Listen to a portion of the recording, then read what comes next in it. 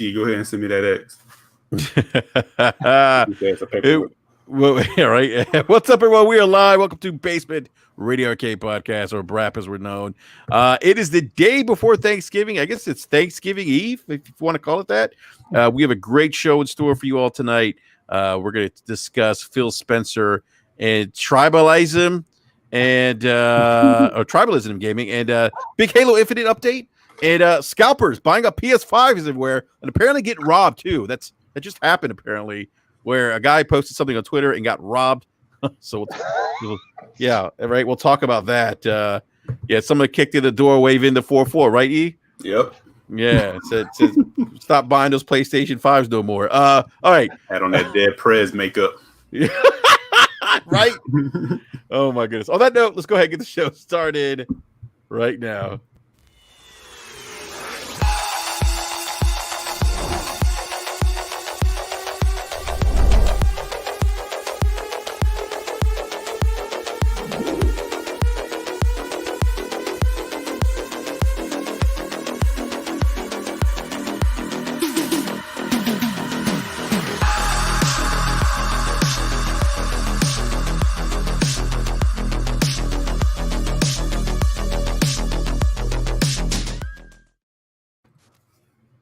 All right.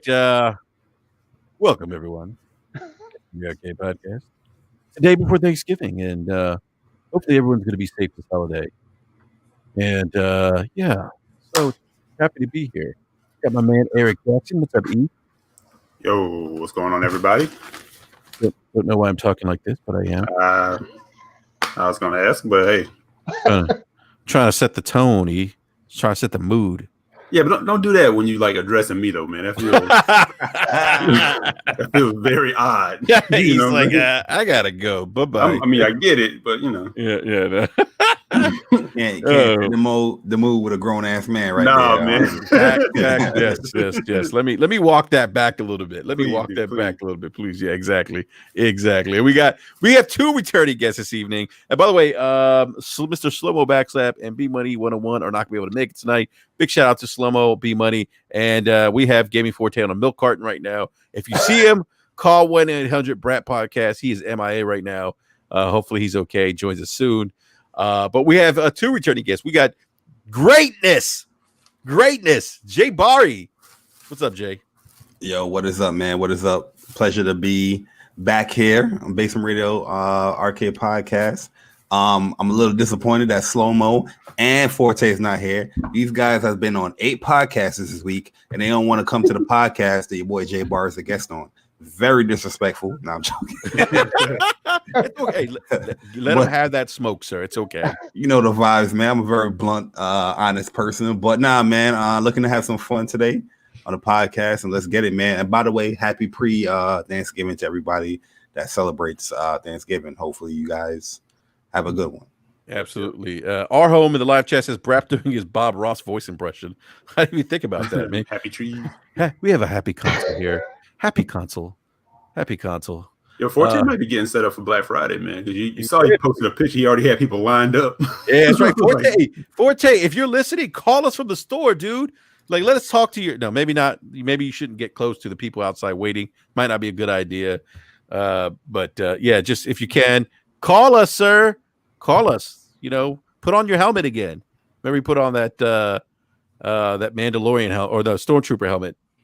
And you walk around the store, which is pretty funny. So, but Jay, hey, seriously, man, always a pleasure to have you on, man. Glad you could join us the day before Thanksgiving, sir. Definitely appreciate it, man. Yes, sir. It's gonna be a fun show. We talk about greatness. Greatness is here. And then we got my man OBM, One Bad Mother, who I've known in these gaming streets for almost like 20 years now. Yeah. For those who don't know, OBM and I go back to the days of OG Xbox Live, like when Xbox Live first launched. Yeah, that's how far back we go. But OBM, man, great to have you back, sir.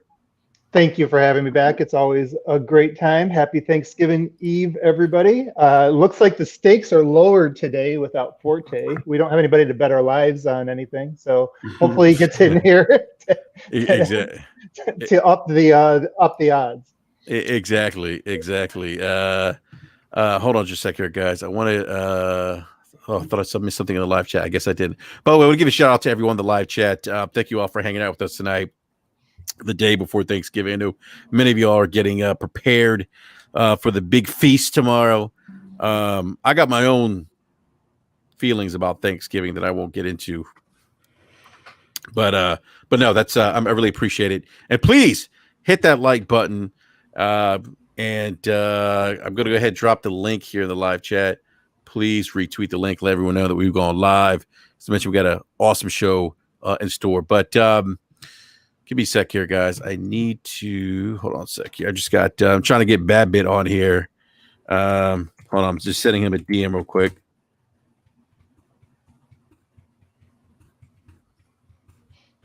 It's not a burr call. Yeah, right. Exactly. Yeah. So we are down a little bit here in terms of panel, but that's okay. Real quick, I want to get to something related. Actually, let's dive into the topic relating PlayStation 5 scalpers. We know this has been an issue since the launch of the PlayStation 5. There's been pictures. You guys have seen this, right? The Twitter pictures, PlayStation 5 stacked up on top of each other, people sitting in their living room surrounded by PlayStation 5s. And I think it was a UJ that said I think PlayStation 5, they had some consoles this evening, as a matter of fact, on Walmart, right? Yeah, Walmart, they went live at 9 p.m. Eastern time today with PlayStation 5s and Xboxes for their Black Friday stuff, and it's already gone in like seconds. I mean, people are upset. Yeah, I mean, like this is like I've seen some people blame Sony, and it's like this is so much on Sony as is the retailers, and you know, like you're competing against bots. People are literally running Python scripts, and they're OBM. By any chance, can you create a Python script?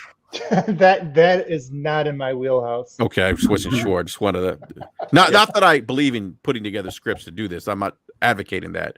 I think that's kind of a dirtball move. But I gotta say, like, this sucks for people, right? Like, you're competing with scalpers, and like, and online bots isn't necessarily new to online retail. Like, we all know, like when the the new hotness, new Jordans come out, what happens, right? Mm-hmm. Bots pick them up. Mm-hmm. Yeah, that's what B says all the time. Like, yeah, you've been kind of experiencing that for a while, but isn't this like something like, you know, like a captcha can get around? That's what I thought. But apparently, I think Slow-Mo mentioned this, that there are certain scripts that can get you around that. Now, again, I don't know if I'm that's sure. true. I'm just talking about, I mean, you dudes, I mean, people can always figure out a way. Yeah. The minute you put something in place, people are going to figure, you know, a way to get around. It's like my mom, when I watch a heist movie, which she said, oh, they just teaching the people how to do it. I was like, Mom, who you think they're learning from? You're not teaching anybody anything. I said, you put something up, you know, dudes are they're going to figure out a way around it. A captcha should definitely mitigate around, you know, like I say about 60-70% of those bots. Yeah. You know what I mean? Where they have to, like, you know, authenticate themselves that, oh, I'm not a bot. You know what I mean? So yeah, you're not going to stop it all, but at least maybe give people like more of a fighting chance, you know? Yeah. But I saw somebody make a great point. They said, you know, like, you know, the manufacturer, the company like Sony, Microsoft, yeah, I'm sure they feel bad, but at the end of the day, they're still selling. so they're making money regardless. Right. So how, you know, does it really behoove them to really, really, really care that much? Maybe. But at the same time, that's still a unit sold. And they just know, and they know as like hardcore, we're going to keep trying until we get one. So again, you know, what's the motivation? And to be honest with you, it's also helping them too, because, you know, you have those people that they cling on to anything popular, right? So it's like, right. Somebody's not even a gamer. They're like, what is this PlayStation 5 I'm hearing about? Just keep on selling out. I'm interested in that now. Yeah. And I'm seeing it go into like mainstream media and just pop culture, where a lot of people just talking about PS5 doing these jokes, and, you know, comedians is talking about PS5. Yeah, PS5 is everywhere being spoken about now. It's like, it's crazy. And Barry, what's the best thing you can do, like when you're like a merchant? Let's say like you're an eBay seller, right?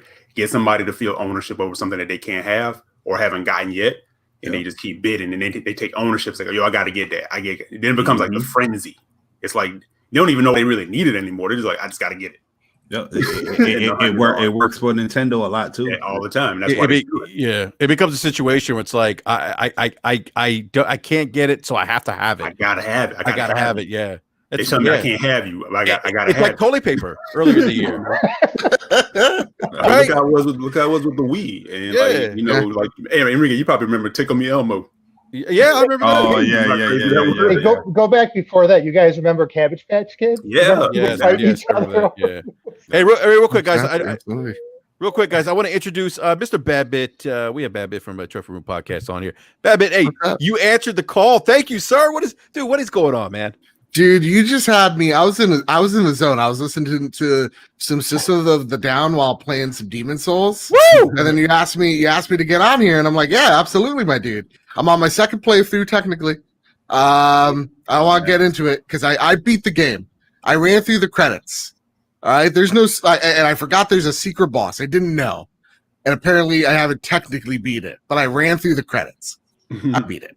Okay, I know my truth. That's my truth. I'm sticking to it. Technically speaking. So, Mr. Babbitt, does that count? Because I did that with Bloodborne, and I didn't realize I chose the wrong ending, and I didn't get to fight the final boss. So does that still count as beating Bloodborne if you don't beat the final secret boss?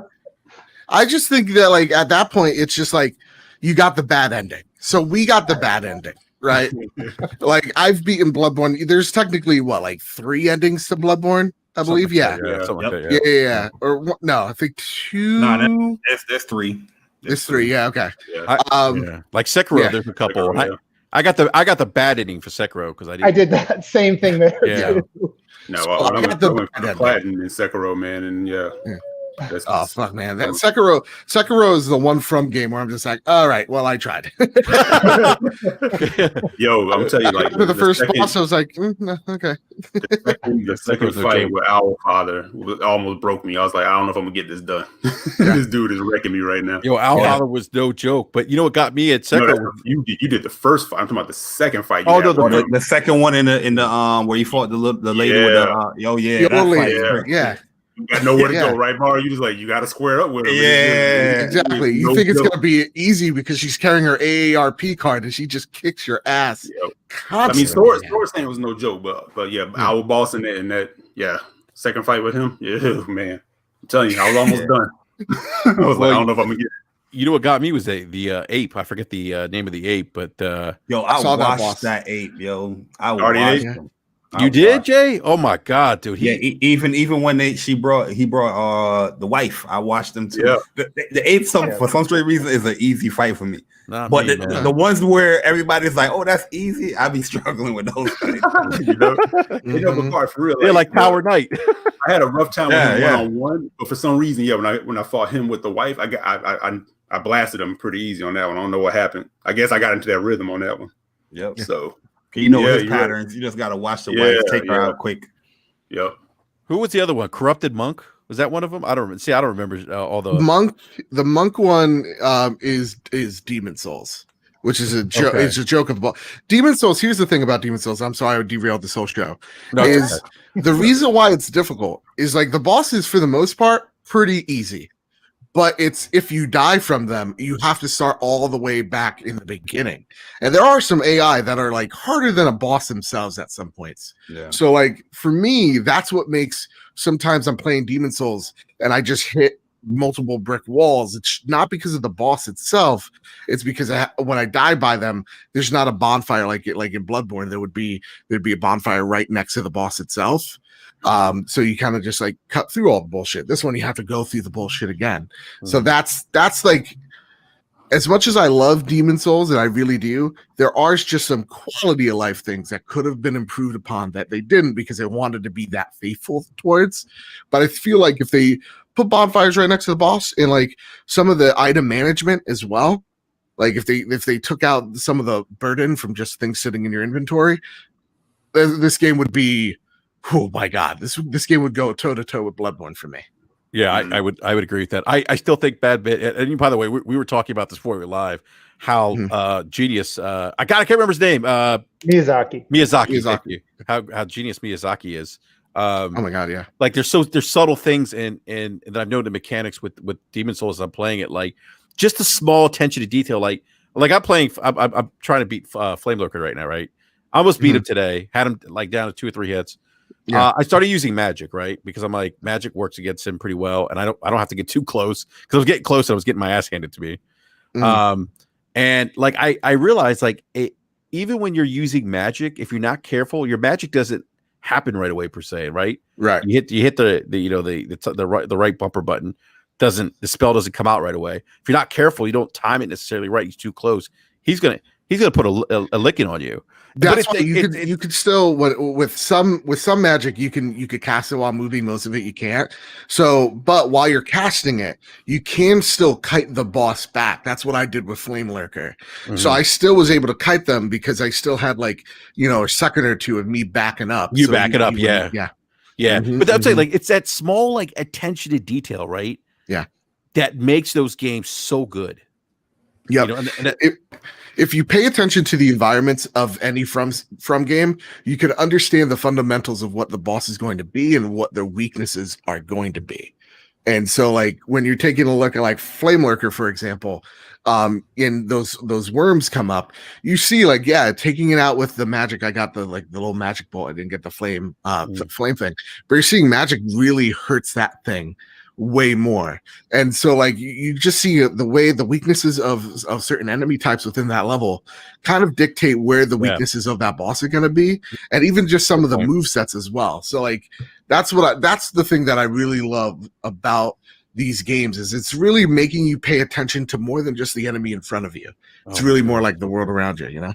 It's such a great point. Like it like prepares you for that boss encounter. The world does, and the different enemy types. I mean, well said. I mean, and we talked about Bloodborne earlier. Like, I think everyone on the panel will probably agree that Bloodborne is probably the favorite game of the generation. Yeah, well, it's a pretty. You know what? I could see that. But I gotta be honest. Like, Bloodborne to me was like the perfect mix of like speed and everything else that made Souls games great.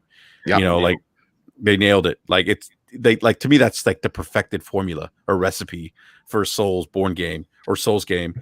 And I hope that we see Bloodborne 60 frames per second, because oh my god, can you imagine that at 60 FPS? I'm very surprised that they have not announced a sequel. That's the thing that makes no sense to me. It's been 2,073 days since the original launch of Bloodborne. I love that you know that. Fact. Yeah, and just Google it. You can't prove it. Now, if they didn't get Miyazaki, do you think they should still do a Bloodborne sequel? No. No. He needs to be a part of it. Yeah, he's fundamental in the ways those games work. If he's like an advisor role, and I'm talking like he really needs to be the creative director, but like it shows that these guys could do a Souls genre game, but no, Miyazaki needs to be in there. It's his twisted mind that makes these games as good as they are. And he didn't lead Dark Souls 2, right? Like, he let his B team. Yeah, and you can feel the difference in that. Yeah. It looks like Dark Souls. It doesn't feel like Dark Souls when you compare it to the other 1 and 3. And I haven't played Demon Souls yet, but you can tell he was missing. Demon Souls, I think, from what I played so far, I think it's harder than Dark Souls. And the only reason I say that is because there's less like save points per se. Yep. And like it's like basically one save point pretty much, right? Exactly. Until you get to the boss fight, and then like if you die, you're all the way back there. Yeah, you're all the way back there. Sure. Yeah. Thank God for shortcuts of Flame Lurker, by the way. Yeah. Oh, thank God for those. Yeah, he'd be a real son of a bitch. But and also, like, magic is very easy. That's all I also learned. Magic is kind of a magic rules in that game. Yeah, isn't magic cheating at Dark? Isn't that like the cheat code for the Souls game? Honestly, so I was always like a knight, and I found in Demon Souls I was having such a trouble playing the knight class towards the end of the game. And it really does, like when people are like, "Oh, are you gonna nerf magic because it was a little bit overpowered?" they gave this tongue-in-cheek answer of like, well, we want to be faithful to the adaptation, and in the beginning of the game, magic's pretty hard. I'm like, no, the fuck it isn't. Like, I'm on my second playthrough right now. It took me like a week and a half to maybe 2 weeks is the console been out for. It's taken me about that time to beat it the first way around. Playing as Magic, within the first day, I've hit my first wall. I'm already more than halfway through. It's like, It's a joke. Yeah. I mean, they say if easy mode in Demon Souls is playing as like a mage, basically. Yeah.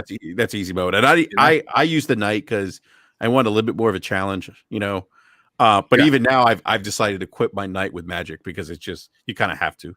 Yeah, make him a paladin, dude. Yeah, it'd be dope. Yeah, right, exactly, right. But that was by the way, great Souls conversation, and Bad Bit, thank you again, man. Glad you could, of course, you could make it, man. Always a pleasure having you on. But we were talking about before you jumped in, we were talking about the scalpers scalping PlayStation 5. Yeah, and it's becoming just it's getting out of hand at this point. I mean, you have people posting things on Twitter. I'm sure you've seen it, Bad Bit. I'm sure everyone in the live chat has seen the pictures. It's really unfortunate. Like it's and I get the PlayStation 5 is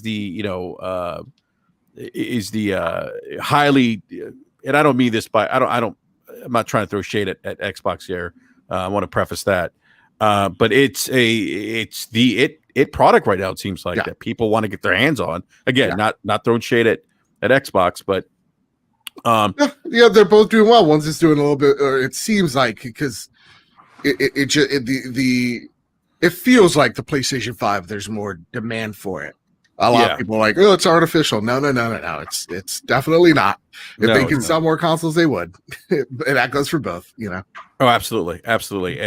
But now we're seeing it where, apparently a guy was robbed at his house. Yeah. I mean, it's just, Oh, somebody went in his house? Yeah. Like the guy that posted on Twitter, someone doxed him, found his information. Again, this is legend at this point. We don't know if this is true, but there are rumors out there that this guy got robbed.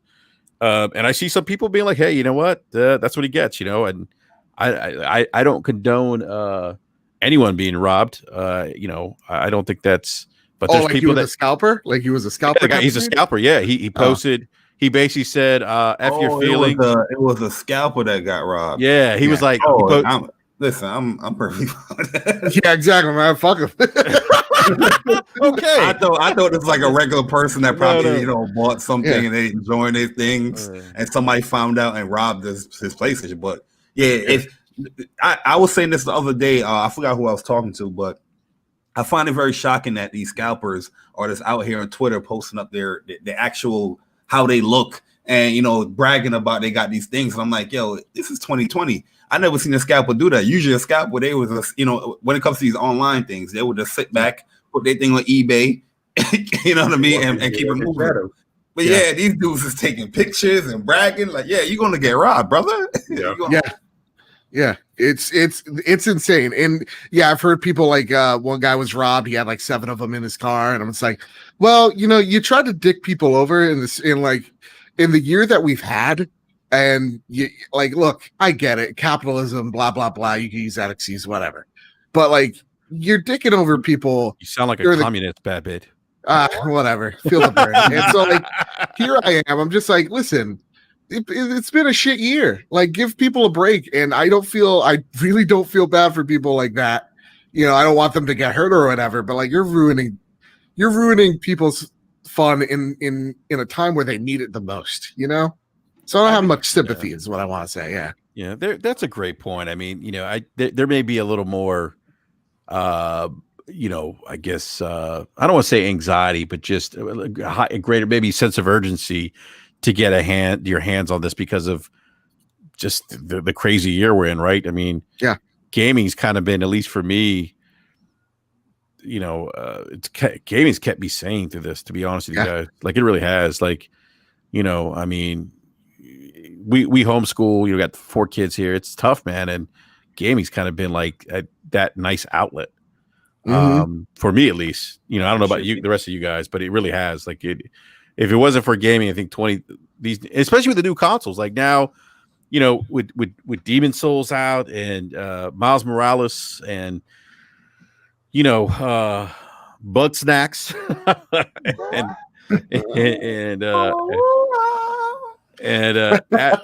Astrobot. Look, Valhalla, all these great games. I mean, it's been a blessing in disguise, is what I'm trying to say. But I would hope, guys, that the retailers would crack down on this, do something. Maybe they don't care because they know, hey, we're getting money anyway. Who cares, right? Well, I think Microsoft and Sony probably need to work with the retailers to find a way around it, because I'm thinking about like when you order directly through the Microsoft store, you're doing it through your own account. So it's like, I wonder why they don't have like your initial wave of orders to be people who have accounts that are tied to gamer tags, and do something for, I know Sony talked about doing something like that. I don't know if they ever followed through on it, but just doing something. That's how I got mine, actually. Oh, okay. One of Jim Ryan's anointed ones. Oh, okay. To be honest with you, the PlayStation Direct thing, that invite, has been the smoothest process I've seen, that I've experienced. It was so simple for me. I had to wait like an hour, right, after getting the invite thing, and then once I got it pre-ordered, and that was it. I was gone. Yeah, I'd like to see them do that for a larger allotment of their initials. I agree. It should be, and I know, again, like, it's so easy for us to say there's so many systems at play, but like, it really feels like there should be like, okay, so Walmart says they have them, and then you go to this, like, you click the link and it brings you to a waiting queue via PlayStation, and pretty much Walmart, gets that sale for redirecting, right? I think a system like that would work, where it feels like more of a Ticketmaster, or where it's something in the app itself, kind of like how they do it with iPhones, but I know that's not one-to-one. So like there's ways of going about it. It's just logistically so difficult because consoles aren't like phones or like, laptops or whatever, where they're iterative, leaps every year.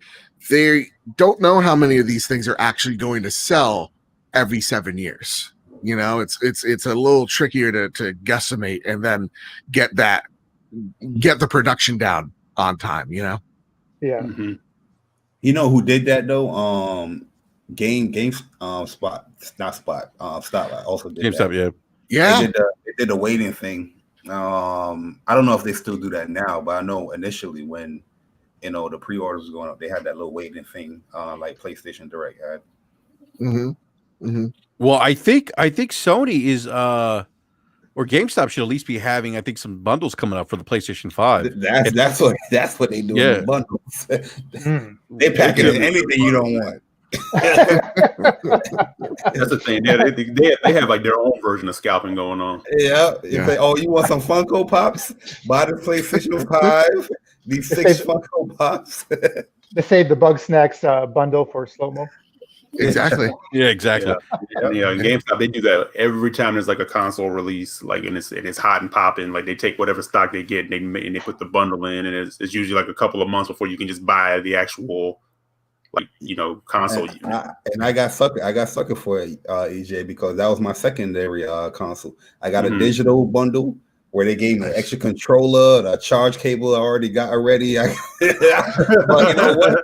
It secured me my digital. So I was like, yeah. I mean, you do, but that's not in some cases as egregious as I've seen some of the scalpers, man. It's just, and look, like Babbitt said, it's capitalism. It's not technically illegal to do. And like you said, Barry, like most scalpers, they move in shadow. They just do their thing and they keep it moving, But yeah, these cats on some new clout. They have to have clout on top of it. Oh yeah. Look, I got PlayStation stacked to the ceiling. Yeah. And the other ones are like, oh yeah, really? Put your information in, using like FaceApp or whatever. Coming to get you, bro. Yeah, I gave it to my friend, man, as a housewarming gift because he's moving. So he got an extra. He got a PlayStation 5. He got a nice controller dock. He got extra controllers. He good. That's awesome. Yeah. So honestly, like I don't know about you guys. Again, I'm derailing the show. My apologies. But I'm loving my PlayStation 5 so much. Thank you. I'm loving my PlayStation 5 so much that I am really thinking like, okay, so when they get restocked, like in the summertime, I think I'm gonna invest in a second one, put it in the living room. Yeah, Technically third one, but yeah, second one in the living room and just kind of relax on the couch. Cause like where you see me, like where I make my videos or podcasts, that's my one station. I gotta get up. I gotta move around, man. You know what I mean? I gotta see more scenery than just this room as much as I love playing this thing. No. Yeah. Hey guys, real quick. So Kritasi actually brought up a point that I think I mentioned earlier. He said, but do retailers really care if the consoles are bought by scalpers? It's not like gamers won't buy the consoles anyway and won't go back to those same stores for accessories and games. Yeah, I mean, that's the thing. Yeah, like why would ultimately, like, I know, Sony and Microsoft will put out the messages that say, hey, we know you guys are trying, but those units sold. Yeah. They don't care if a dude bought 50 of them and they're sitting in the house. They don't care if you end up having to eat that because the stock catches up or whatever. Those are gone. They're sold. And then you hope you can get one, but they do, like Cryptopsy's saying, even being as like people are pissed off with the scalper scenario and pissed off at the retailers and pissed off at Microsoft and Sony, but they're still jumping in these queues, and they're still and these companies are still setting it up to say like, hey, next Thursday we're gonna have a whole stock, and everyone's like, shut up, stop saying that, because now you're putting the scalpers on notice. And I've seen, like it seems like still like PlayStation Direct is still kind of doing it where they're just going like, hey, here we go, boom, they're up there. Yeah. They're not announcing it, they're just throwing it up. So that is kind of giving people a fighting chance. Like Alcoholicost, he got another one tonight. When Al got one? Yeah, he got another one. That's funny you said that with the PlayStation Direct, because like I said, I got my first one on the PlayStation Direct. When they opened up and said, oh, there's going to be some more coming, I was like, let me see if I could just go and see if I can get one. Nah, they recognize my joint. They said, yo, you already got a PS5. Well, he said he sent it to his brother-in-law, I think. So I think he put that address in. Yeah, he didn't get it for himself. He was getting it for a gift for him. So he put that address in and shipping and everything and sent it off. But yeah, he got in where some people were saying that they were just sitting in the queue. So I guess it's definitely like luck of the draw. It's like doing that Taco Bell Xbox thing. Facts. Yeah. So by the way, Ryan Landis in the chat said, don't buy it. Don't buy a second one. Think about the children. Yeah, those children suck. It's fine. They're gonna be okay. Jim Ryan for him. Yeah, exactly. Glorious War brought up an interesting point. He says Sony cares. They want the software attach rate. Yeah, he's replying to that Sony doesn't. I think so. Like they care in the fact of like they don't want that headline. Like they do want like attach rates for one thing, like but customer service is the other. Where like I think they know at the end of the day these things are going to go to people's homes regardless, and that's why like the retailers really don't care. Retailers also want that attach rate way more than PlayStation because that's really where they're making their money. Best Buy does not make any money on a console. They get bonuses at each quarter when they sell a specific amount of them, but they generally don't make profit off of them. So they do want the attach rate. That's why like you see GameStop, they're like, here's 8 Funkos, here's, like socks with your PlayStation 5. They want that attach rate to them. So it is like, who cares? I got your money on one hand, and on the other hand, there's like, but we feel like we could have gotten even more if these scalpers didn't exist.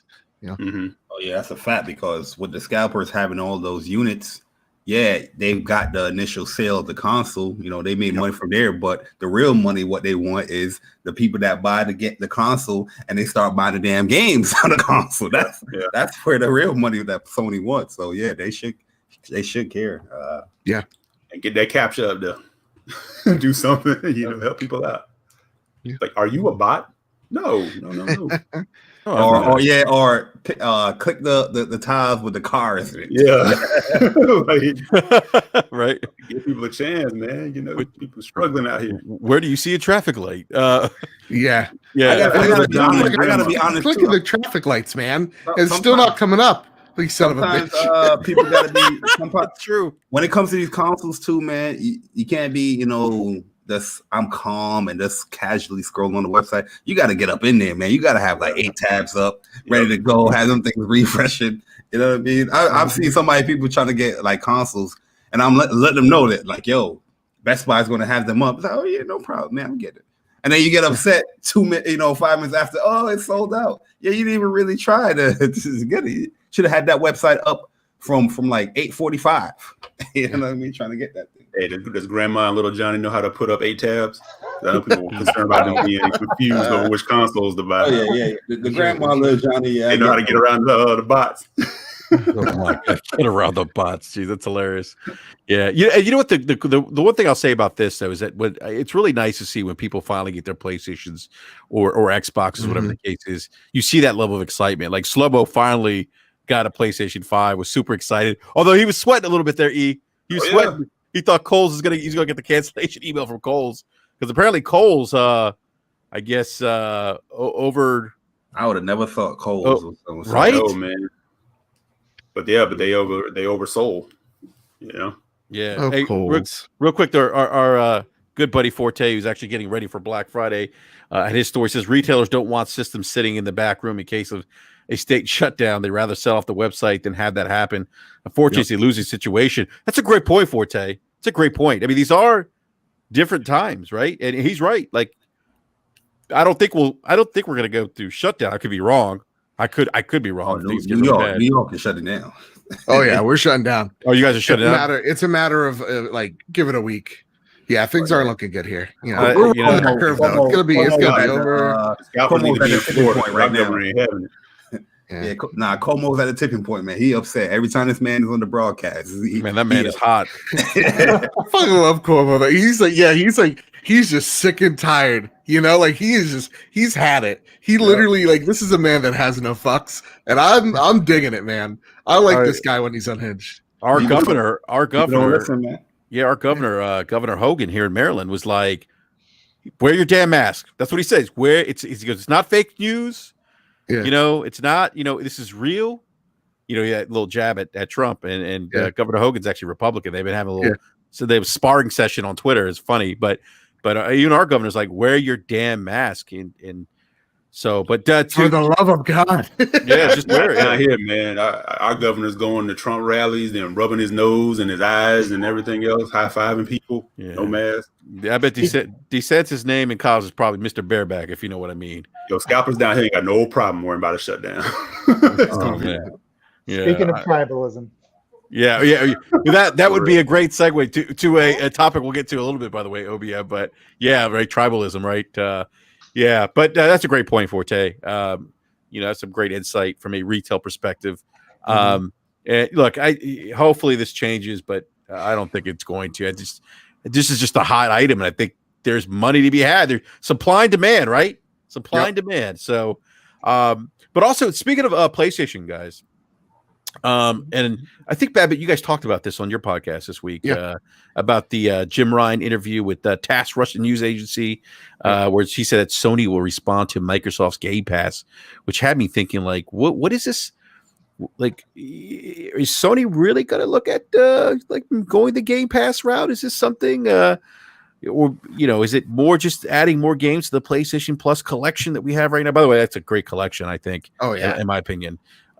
You solid titles there, but Jim Ryan's been interesting because he's talked about how you still have to have like those blockbuster releases, right, for blockbuster games, right? And I think I don't know if I don't think he's necessarily poo-pooed Game Pass. I don't think. I could be wrong. Yeah. But obviously, he's got a platform to sell. He's got he's got to say certain things, right? But what do you guys? I mean, do you guys see this? Is this a hint that maybe Sony is looking at adopting more of a Game Pass route? Because look, Game Pass has been for the most part, I think, pretty successful for Microsoft. Yeah. Just from a subscription standpoint, we could argue, or I should say argue, but we could debate. How many of those people are going to be reoccurring subscribers, or how many of those paid $1, et cetera, et cetera. But at least just at the numbers, if you look at the numbers, it seems to be doing pretty well for Microsoft. I think 10 million? I don't remember now. 15, I believe, at this point. 15? Okay, 15. Yeah, probably closing at 20. This is my thing, where I feel like I don't really understand why people's always saying like Sony need a rival Xbox with Game Pass. Right. Like Sony already has a service that's pretty much the same exact thing as Game Pass, but people don't want to acknowledge it because of how they think about the service. Like PS Now, been doing. It's not like it's not a 1-to-1 where every first party thing is on day one there. But what is Game Pass? It's a collection of games within a service that you pay monthly or yearly for. Right? Yeah. That's what PlayStation have. Game Pass also expanded it to where xCloud is incorporated in it. What PlayStation Now has already been doing with the cloud service gaming. So every time I always seen people say, yeah, but Sony need to do something like Game Pass. And I'm just like, what do you really mean? Like, do you need them to add their first party games day one in PS Now? Yeah, that's what you mean? That's what people allude to. And I think there's an issue with that. Because or something that people don't see is that, look, I'm not saying that every game is like this, but you need that recurring income, which means you need that recurring game. So like when you take a look at the Game Pass portfolio, again, not every game, there's definitely a lot of indies in there, which is fantastic. But when you take a look at the stable of what the Xbox ecosystem is, it is multiplayer. There are multiplayer elements that get you hooked, those games as service games that are going to keep you in that ecosystem for months on end. Whether it is a Sea of Thieves, whether it is like, Halo or as a games as platform that they're calling it, Forza, whatever, Gears, you name it. There's a season pass or, some type of prolonged gameplay experience attached to it. When you take a look at the PlayStation titles, the haters will say, oh, it's a one and done. There is some merit there where, like I'm playing for example, Last of Us single player game at this very point in time. Once you beat Last of Us, you really don't need to play it again. So what does Sony do if they have this platform and the whole point of a Netflix-like service is to keep you engaged? Well, that means your games have to change or incorporate multiplayer. That's dictating to the devs of what they need to put in their own game. Yeah, that raises alarm bells for me. Yeah, I think you're on the right path there, Master Babbitt, because when you think about like a Netflix, you think about content coming in regularly. There's got to be a way to bring people back, because if it is just 1 or 2 games a year, people will just sign up and they can get off pretty easily. And even Microsoft knows that, and that's why if you heard Phil talking, he was talking about needing to have more third-party support than even their 23 studios. So those types of services, that's why a lot more companies don't try it. If anybody ever kind of researched Netflix and kind of the investment that goes into that, I mean, you lose a lot of money for a long time to get to a tipping point where that tipping point could be 50 million, it could be 100 million. I don't know what it is in gaming, but we know like in Netflix world, it's almost 200 million is their tipping point, right? They don't have as many streams. So, I think what Jim Ryan's alluding to, and this goes back to what Jay Barry is saying, they already have a service, and I think they do need to have a subscription. You do need to get prepared for the landscape with no walls, right? Like we're a few years away from, the internet kind of changing everything once we get this low latency with, with 5G and Starlink and things like that. So I think they are going to start setting the table for that, but they're a more conservative company, number one. And number two, they don't have to go head to head. They can have their own niche. Like HBO doesn't have to be Netflix, right? Like you can find your own niche, and then they're not going to lose this console market. Like 10 years from now, they're still going to probably be the leader in the home console.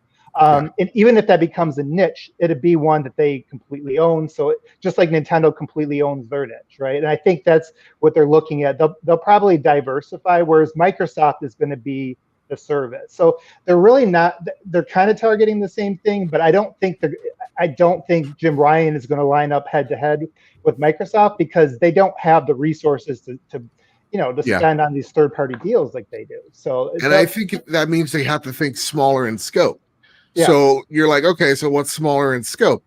Well, and it's something that I've been preaching on the trophy room, is just like, well, what if you buy these AA, these indie studios, and you just fund them, and you go, hey, make the games you want. Here's our path for you as a developer, right? And you could build those studios up in the long term. But like, hey, for the moment, how about like Supergiant? Just throwing it out there. Yep. Hades 2, right? That's on PS Now or whatever. Like buy them or invest in indie studios, and then you get that payoff, because Sony does not have the bankroll that Microsoft does, that they can go out there and spend $7 billion on one entity and then just say, we're still hungry, right? Like they have to be more strategic in their approach. And if PlayStation Now is a place for indies, well, that's fucking awesome, because there's a lot of indie games I would like to try, but I'm not really willing to spend $20 on this artistic thing that I don't know if I'm going to love, like the Pathless. Honestly, that's why I'm in Game Passes for the indies over the last couple of years. But actually, you bring up actually another good point that people aren't talking about right now. And I was actually talking to a developer who's developing in Unreal just a few weeks ago, and we were talking about like the next generation. And he's like, what people don't understand is like these teams of like 20 developers, where in the past you would have expected like a janky, small kind of game from them. He says with the new tools that are coming in Unreal with like the photogrammetry and like the procedural stuff with Houdini, all this stuff. He's like, you're going to have developers that are small teams by today's standards. They're going to put together games that are going to look AAA. They're going to look better than last generation's AAA. And so, like, they're not going to be as big in scope, right? They're not going to be like a Red Dead Redemption or Ghost of Tsushima or something like that. But you could still have games that will catch the eyes of the mainstream. And you have Yoshida kind of out there fishing for it. And I think, Microsoft's probably doing the same thing right now too, but there's a lot of opportunity there. People aren't really talking about it, but I think that's going to be one of the big stories of next gen is a lot of the big games are going to be things that we're not even talking about right now. So like I mentioned, Glorious Wars mentioned it. Kina's an example of it. Descent that went by the Chinese developers. I think like 20 some people that monkey game. You guys. The Journey of Sun Wukong or whatever. Black Wukong.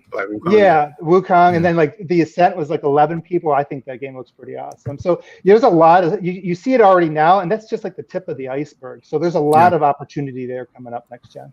Yeah, they also have the PlayStation China Project games that's coming. That's still supposed to be coming. Like what's that game that's made by that one dude that looks like Final Fantasy 15? Lost Soul Aside. That's still coming on its way. But yeah, I look at it like PlayStation already have a service. I think everybody just wants their mainstream games, their first party games, their day one. But I don't think Jim Ryan wants to go that route, because this is like twice or three times now he's saying that, we made games. These things have $100 and something million budget. I don't think it's lucrative just to put in a service like that. And and people are buying PlayStation games. Just find out that Ghost of Tsushima over 5 million sold from July. People. And it looks like people are happy with spending what for a good experience on the PlayStation side of things. Game Pass does work for Xbox. I would never not Game Pass as much as I play around with these Xbox guys all the time. I would never not Xbox Game Pass, because I do think it's a great service. Yeah. But my and this is where people's gonna say, "Oh, Jay Barr is a fanboy," blah blah blah. When I look at it, it's like, would I pay $60 to $70 for that game that Microsoft was offering from first party? Majority of it to me is like no, but they have Game Pass. I'm a subscriber, so I'm just like, okay, it's a good deal here. I'm not losing nothing really. You know what I mean? Yeah. So if it's good, it's good. If it's let me say this real quick. Yeah, because I agree too. Like, I'm in Game Pass. I think Game Pass is a great service. Is definitely beneficial. But the only way that this dictates and changes the way PlayStation does it is when and if Game Pass has games on that level that Sony's putting out, and it starts to really take attention away from what Sony is doing. Yeah. Well, that's what they're aiming for too, though. So I mean, I do to what you're saying there, Jay Barry. I do think that is their goal, because even with the Netflix, you need to have your Stranger Things. You need to have those leads that bring people to the service.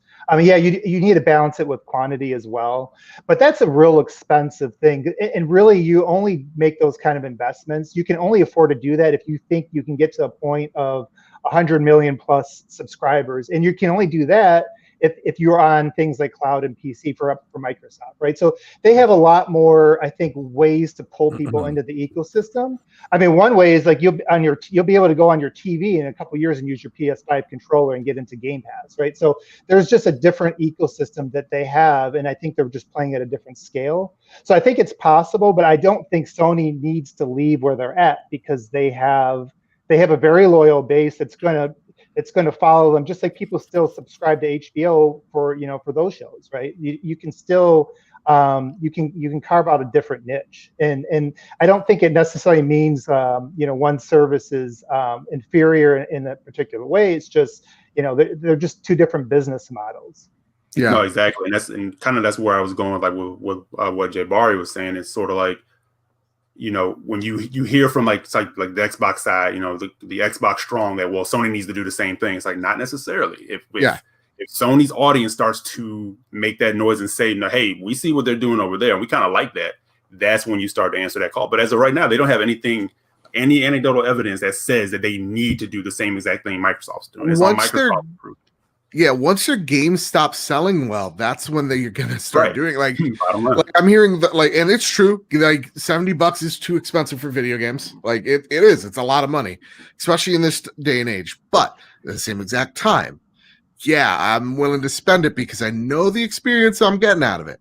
Right. So like, as long as there's gas in the tank for these developers to make the games they want, they hit on the level that they've been hitting, people will spend that money. People think just because we vote with our wallet, quote unquote, that saying, that we actually vote with our wallet. And 9 times out of 10, we really don't. We're very much sheeple in that sense. I think Nintendo really does prove that.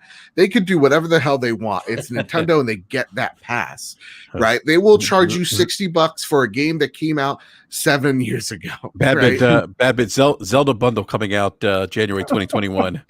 Yeah, I'm gonna buy it. Wait, limited time release, by the way. Oh yeah, that's so bad. We're gonna buy it. Well, exactly, and that's a good point. Mad face on Amazon, clicking. Doing this, breathing through your teeth, like, oh. Hey, yo, listen, that Mario 3D All-Star bundle, I bought it. I was upset, but I was like, yo, I need it.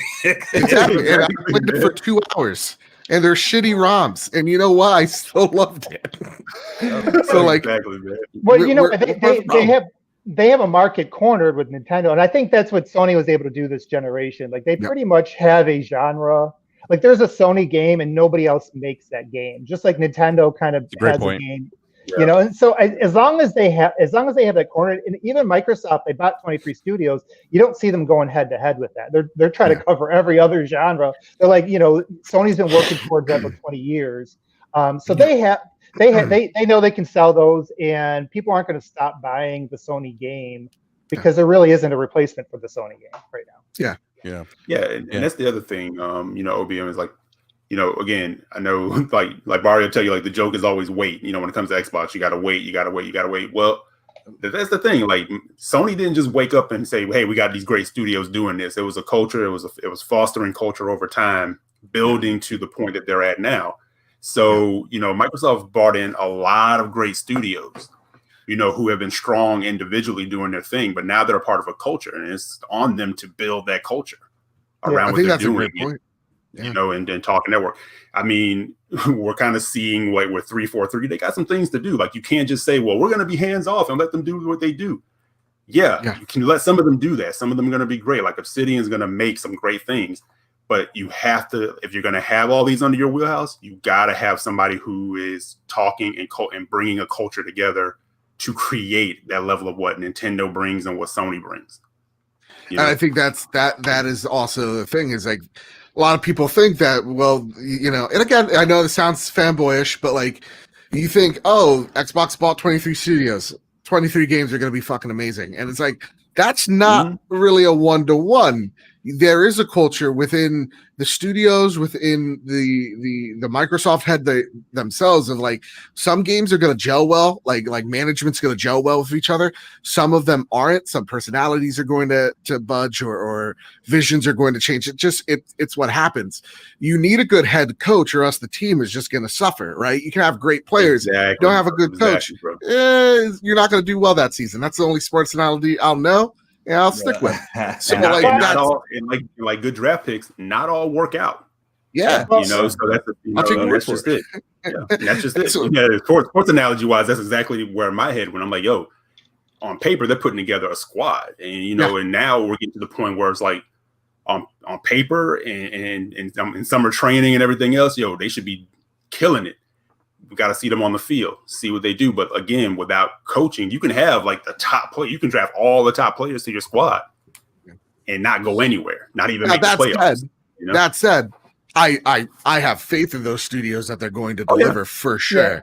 But like, you know, that is just like gamers. We like to make our points off of the assumptions. It seems so. Like we assume they bought things. That means everything's going to change. And we've seen again 343.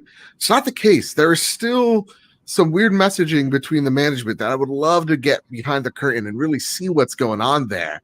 Well, I think 343 is an outlier, though. They were put together under an old Microsoft that was a very, you know, it was the Meyerson Xbox basically, and you can still see the remnants of that.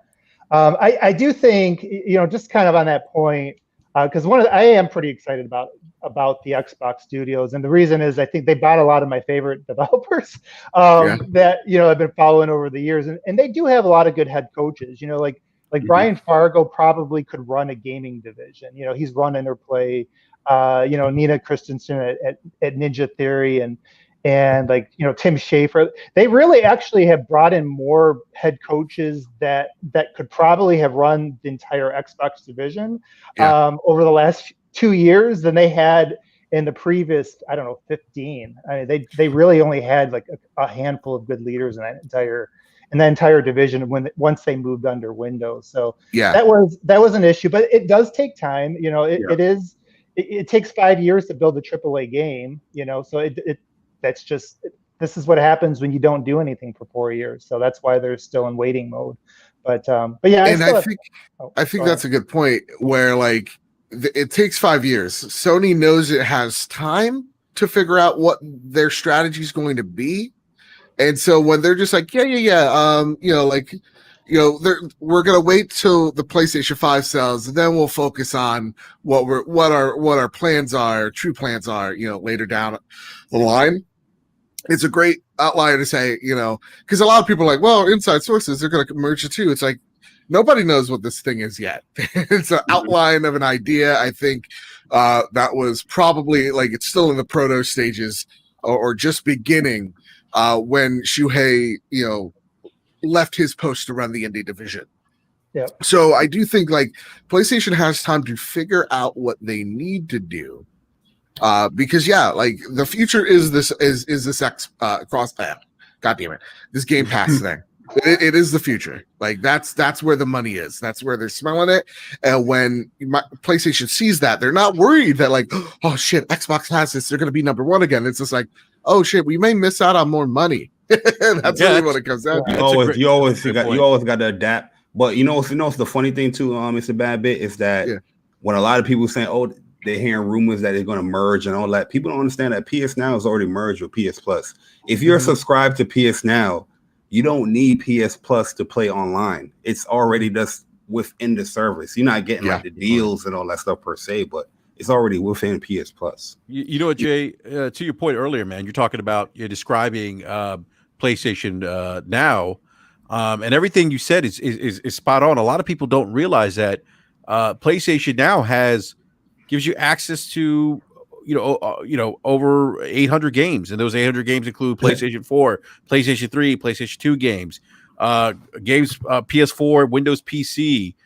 You can actually stream. You can actually stream games on your PC. I've done it before. Enrique, listen, I get called a fanboy and toxic all because I say that PS Now is actually a better value deal than Game Pass. Right? People always disagree. Like, no, J Bar, you're wrong. And I'm just like, what service gives you over more than 800 games? If you have a PS5 right now, you have PS Now. Yo, you have over 400 or something games that you can just play outright on your PS Now. And I'm just through that service. You know what I mean? Yeah, I'm not knocking Game Pass when I say that at all either. I think Game Pass is a great service. Yes, it does offer the first party titles there at first. But what first party titles we talking about? You know what I mean? Like that you're gonna be like, oh my God, yeah. But at the end of the day, I just feel like you get a little bit more value as far as the quantity of the stuff that you're paying for. And plus, it's a little cheaper if you look at it at a yearly value. What is it, like $60 per year? $60 a year. Yeah. And that's $10 a month. And if you want what you equate for Game Pass, you gotta pay $15 so you can get the games will go with it. Like I said, PS Now already has PS Plus, so any online game, they could give up games with gold. I think that service would be better. I think that gold gotta go. It's silent. It's silently kind of dead already. Yeah. It just hasn't been announced. It's like it's on the they're keeping it alive, but it's really a vegetable. I'll say it. Phil Spencer has the pillow over its head. He's feeling guilty to put weight on it. You know what I mean? He just doesn't want to announce it. Exactly. He's like he's just waiting to see if the nurses are gone yet. You know, that's what he's really doing. I got to give respect to Xbox though, for keeping games with gold, because they can easily just drop it. I don't think nobody would be like, oh, I'm upset because you have Game Pass. It's like we hope nobody notices. We just put the same few things in here, and I think nobody would be complaining if games would go. Be like, oh, no more free games. Like, okay, we got Game Pass. Like, okay. And that's what a lot of people, even like when I talk to Xbox fans, they're just like, oh, yeah, I got Game Pass. It's like this isn't even I don't need this. Why are you doing this? Yeah, I'm right there with you. I think Jay Barry, I want whatever you're smoking, because Game Pass is for me far better than PlayStation Now in terms of like, you know, they're like getting first party titles, even though they may not hit like day one extremely well. Like I love Sea of Thieves. I'm unapologetically, I love that game. That game's rad as shit. Like, and I'm playing that for just $15 a month, where I'm also getting to try out all these indie games. I think at the same stroke though, like PlayStation Plus, you're right. A lot of the category or catalog really does blend and gel with each other. When people say, "Oh, I want PlayStation Now to be more like Game Pass," what they're saying is, "Yeah, I want the day and date games, day one, yeah, even day one indies." Because honestly, that's the secret sauce that people don't. I think even on the mainstream and on the PlayStation side don't realize. You know, like if you are part of, which I am, I'm part of Xbox communities, and I'm a Game Pass addict. It really is the day one indies is really like the secret sauce that I don't think people realize. That's what keeps people going in there. Why they don't cancel once they get in there. So and that's the thing too, dude. It's like Sony knows how to build relationships, I think, far better with developers than Microsoft has, especially I think, people like Shu, whoever's in charge of the indie division prior, really knows when they're looking at a game what's going to hit on their platform really well. I think they know their customers' appetite better, and Microsoft's trying to curate it, and they're still trying to see what their audience really wants in terms of that. So like, Fall Guys is a great example of like, look at that game taking off on PlayStation Plus. Like Bugsnax is a meme, but at the same exact time, it's got a shit ton of heart. It's doing gangbusters right now. It's because they know what, their audience kind of wants. And you even saw that with like games like Rocket League, where they blossom and bloom. And when you even taking a look at like, Fortnite, not indie, but like making deals with them. Like people listen, I'm not a Fortnite guy. I was on my Apple TV and I was just surfing through as a guest and on the gaming side of YouTube, and how many Ali A videos where he's looking completely fucking shocked. It's like PlayStation 5 on Fortnite's a game changer. Like seeing that, knowing that all these kids want that or play Fortnite, and then take a look at, whoa, wait, I'm getting this thing is attached to this console and Ali A screaming about it, so it must be good type of thing. That's how you also going to get people too. So I think PlayStation, long and short, knows how to curate and knows really what's going to make people buy that console or buy that thing. I'm gonna talk to Shu too, man. We need Hades on PlayStation. Shu, I don't know what's going. Shu, listen to me, Shu. I got the best listen on YouTube. Okay, listen to me, Shu.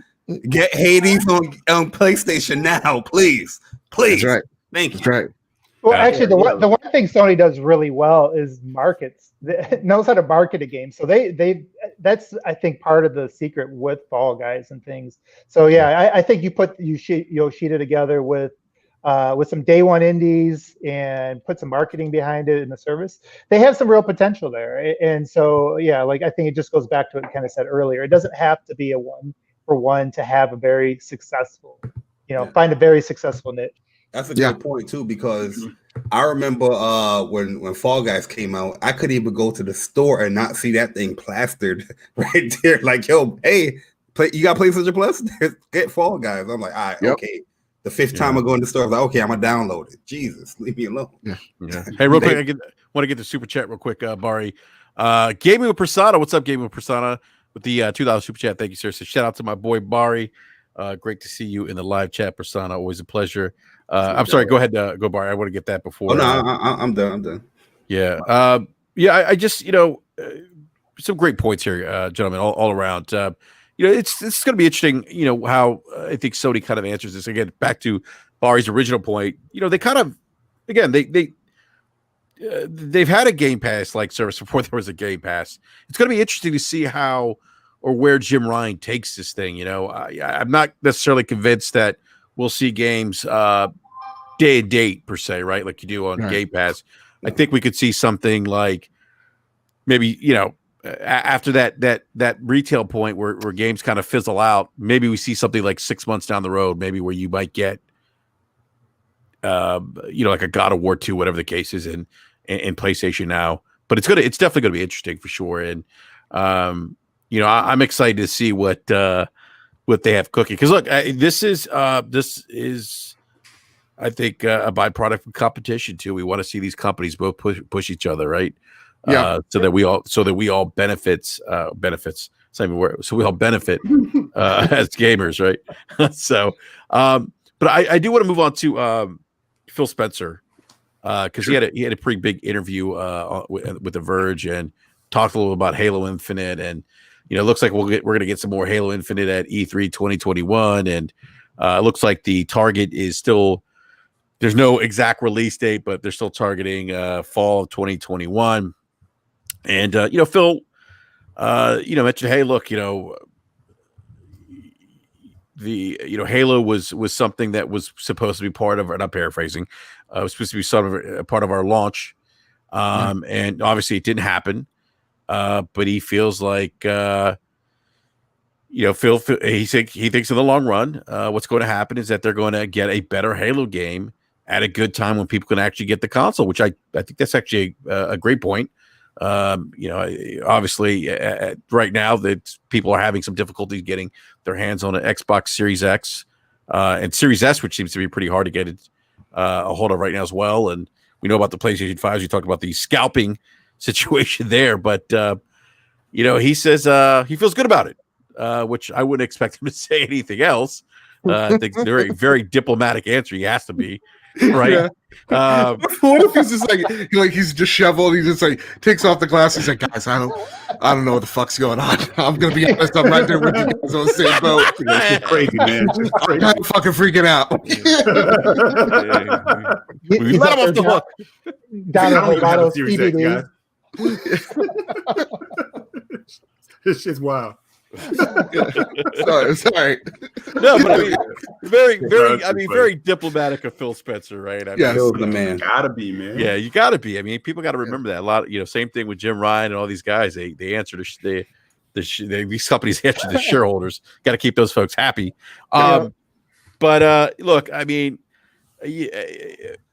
when I heard this, I'm like, I my mind went to God. I really hope Halo Infinite turns out to be something special, because if it doesn't, and I can't believe we're having this conversation, and I know we talked about this, we've beaten this horse enough with this showing this past summer, but geez, I mean, I hope. Here's what I'll say: Yeah. If it needs to cook more, let it cook. Sure. Don't rush it. Don't rush it. And I'm worried that Microsoft might be pushing this game to just, you know what, we can, if we have to, we got to get it out fall 2021. We can't go, into year 2 of a console launch with no big bangers, right, per se. Yeah. That's my concern, and I hope the team I really do. I mean, I sincerely wish them well. I don't want to see this game fail. None of us do. Yeah, I know. But I am concerned that they may push this because they need to. I mean, let's face it. Like, what else do they have coming out? Yeah. I don't want this game to falter. I don't want this game to fail. Halo is a very near and dear to me series. This is the reason why I'm a gamer today. I owe a lot to that game. So I want to see. And look, I'm also part of the camp where I'm just like, what I saw, I liked it. So like, I'm not part of it. Like it looked like shit. And here's frames from Halo Reach. I'm not gonna be that guy. I want this game to succeed. I want 343 to succeed. Look, when people are like, I saw a few people going, yeah, it's this spring. Don't worry, we got you. Like, and I'm like, that's not happening. If you're getting senior guys out of there, a few months before it's originally supposed to launch, this thing is not where you think it's at. So I think, fall 2021 is where this thing's going to probably end up. And it's probably better for it because there'll be more Series X's on the market or Series consoles on the market. It'll have a wider base to speak to. So I'm fine with that, man. This is good news. Good on you, Phil. But it'd be crazy to be like he asked that question. He's like, "Hey guys, is it fucking hot here? Is all the walls closing in? I need some water." He's got parched. I'm coming for you. He's on Rudy Giuliani. Like he's on the Hot Ones interview. Oil. Yeah, in front of the Four Seasons. Exactly. I thought this is the Four Seasons Hotel. Exactly. Like it's my thing with Halo Infinite is I agree with what Mr. Babbitt says. Don't rush it. You can't just sell the console and then this man is plastered or this game is plastered on the back of the box, which looks great and all that.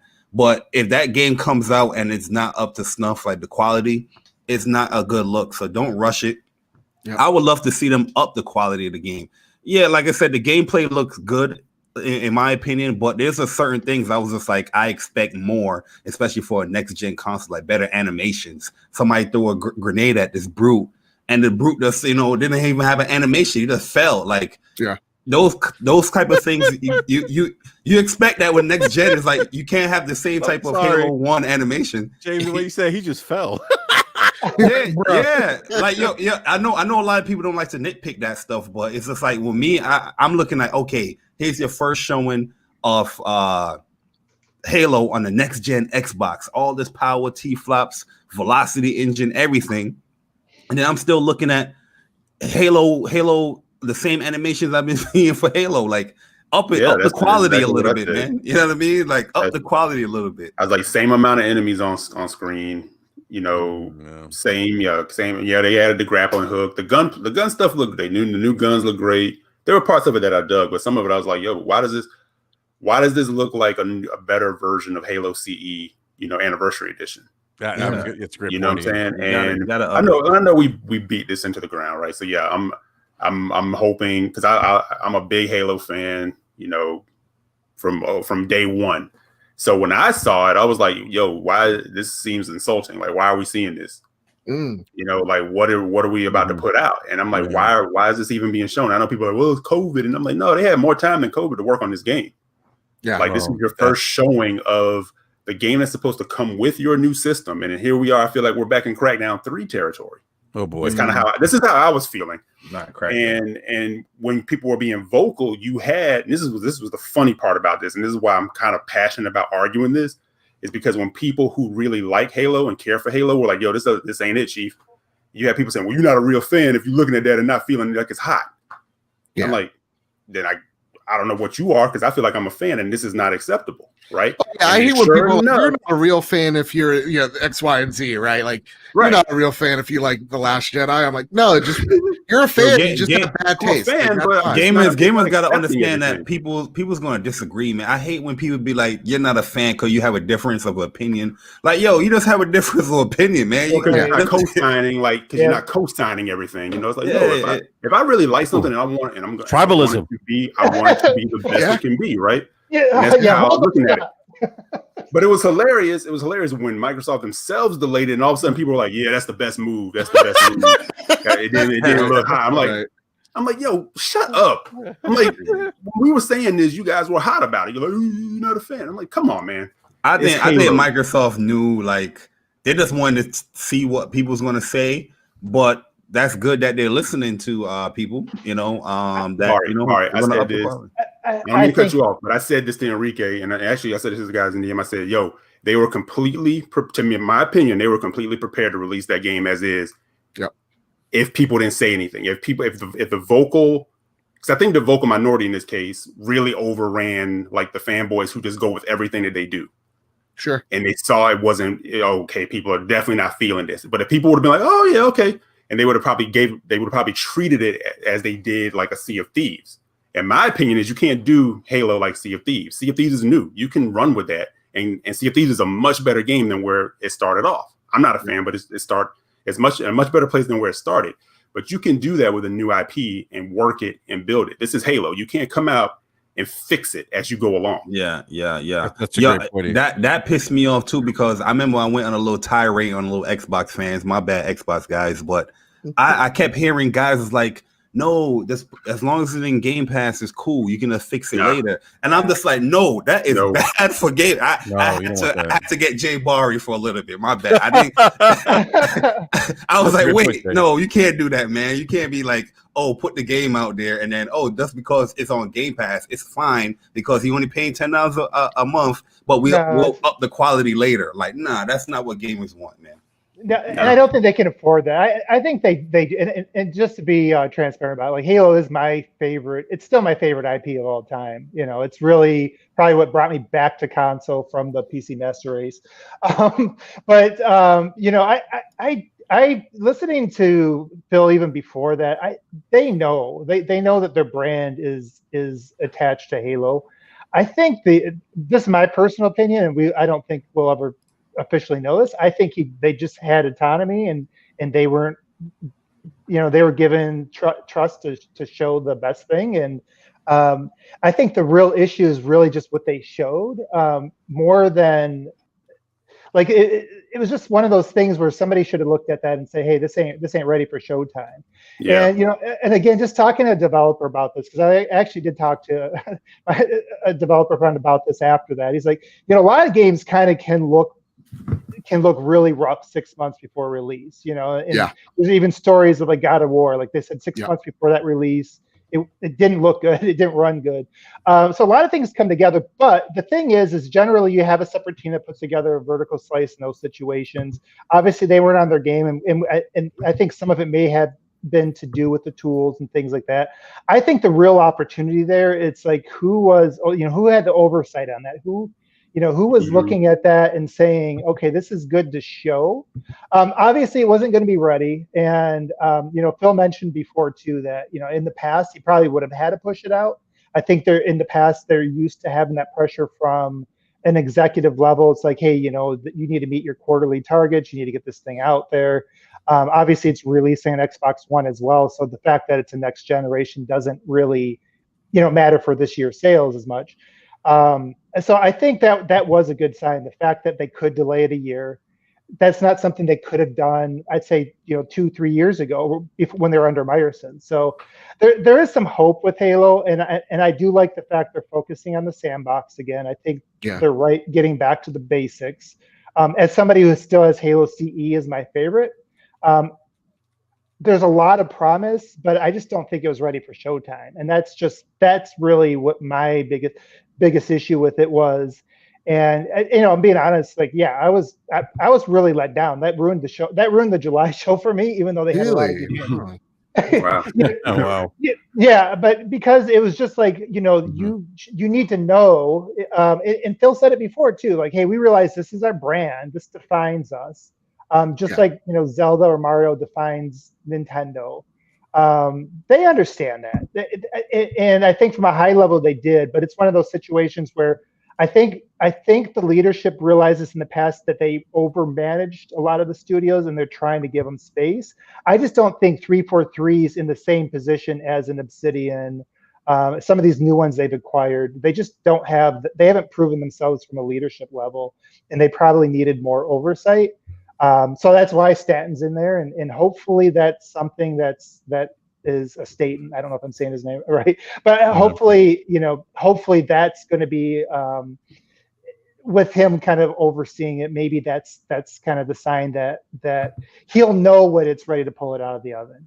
I don't think they're going to rush it. I think people are going to be surprised. There's some Bethesda games that are probably going to hit towards the end of 2021. So the Bethesda deal, I think, gives them the leeway to say, hey, you know what, we can release Halo whenever it's ready. And I think that's why there was even rumors that it might even be a 2022 game. I don't know that it will be, but I think that if they had to, they're not going to kill the franchise over 6 months anymore. Yeah. Mm-hmm. Real quick, I'd be completely okay, even if it went into like 2022. Just take the time you need, fix it, because this is 343 shot. Yeah. Like, this is your time. You got to deliver it. You haven't really delivered one that people felt 100% okay with. Right. So this is it. Great point. Yeah, we'll get the super chat real quick, guys. I love this day, by the way. Hot Grits 910. I love that.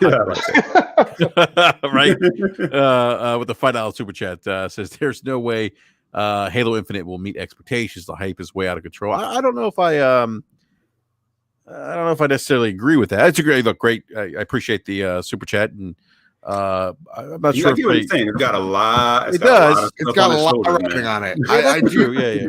Like, that's a fair statement. If you're like, yeah, there's no way this thing's gonna beat the hype, because like, in one hand, it's like it's been delayed for so many times where you're like, okay, if it's been in development hell, you're like, okay, you're maybe a little bit more skeptical. If you're a big Halo fan, or like one of the fanboys are like, everything's fine here. You have high expectations, but of course, like, daddy's always going to treat you right. So, what? What? Daddy Phil's going to treat him right, man. That's my Daddy God. Phil. That's how some people think. It's Daddy Phil, Daddy Shoe. I thought he was Uncle Phil. I mean, whatever the case may be. Uncle Shoe, Daddy Phil, Uncle Shoe. Yeah. So, my goodness. No, but like, that's the thing. I think I think expectations may be a little high because of the franchise, itself. Yeah. But at the same exact time, there's been so many problems with this. It's just like, I don't know, man. I don't know. I see that. That's true. I mean, I could see that. Let's just all hope for the best, right? Absolutely. That's all we can do. We can all hope for the best. Yeah. But I do want to touch upon something else that Phil talked about. This big interview, The Verge, by the way, something that really caught my attention. A lot of attention of other YouTubers out there, folks in social media. He was asked. Phil Spencer was actually asked about. He's like. So the question was, what goes through your head when the inevitable? I can't even talk today. Inevitable people smashing my new consoles happening, and your next phone calls with your retail partners to figure out how you can get them more. And Phil went on to talk about. He loves his job, right? He says, my wife tells me, it's the only thing I'm qualified for, but it's definitely the job I love. But he says that tribalism in the industry, if there's anything that would ever drive him out of the industry, would be that. Yeah. And, he says that, you look at, shipping a product, shipping a game. It's one of the bravest things a team can do. You get your product out there, it gets analyzed and prodded, reviewed. It can't defend itself. It's true. It's an inanimate object. Yeah. Can't go on the internet, defend it. That never works. We've seen that happen before, right? That usually doesn't work out well. And people, you tear into this sometimes. And some of it, look, I will say this. Some of it, there's nothing wrong with constructive criticism, right? No, not at all. But there's this idea, he talks about this.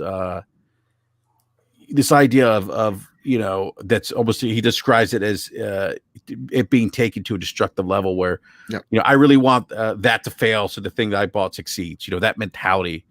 And I thought was very interesting. One that says obviously they're paying attention to what happens in the social media space. They see it, right? I mean, how can you not, right? I mean, it's funny, like OBM and I always talk about the days of the GameStop forums or GameSpot forums. GameSpot forums, GameSpot forums back in 2001, 2002, which I was actually the Xbox forum moderator, believe it or not. Most people look at that.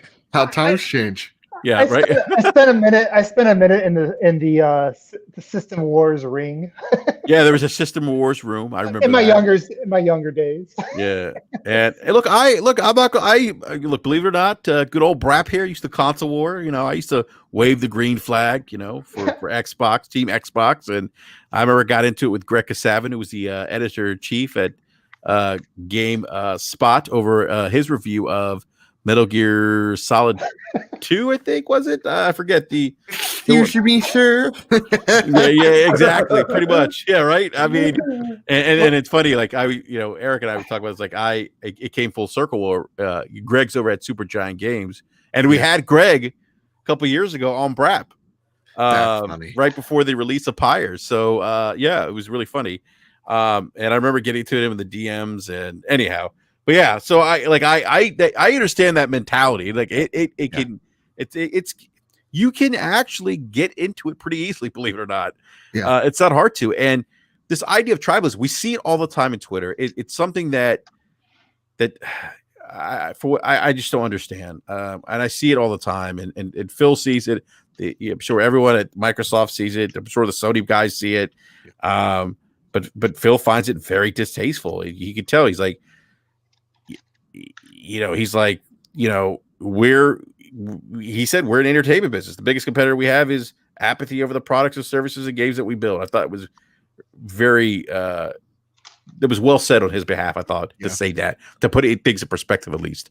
And, but you have people out there, they're just, I don't get it, and we saw today, there was a certain individual out there who's older than Moses, who's like, no, seriously, like I'm not I'm not going to say who it is. He knows who I'm talking about, but like it blows my mind. It's like, dude, you're like 60 years old. What are you doing?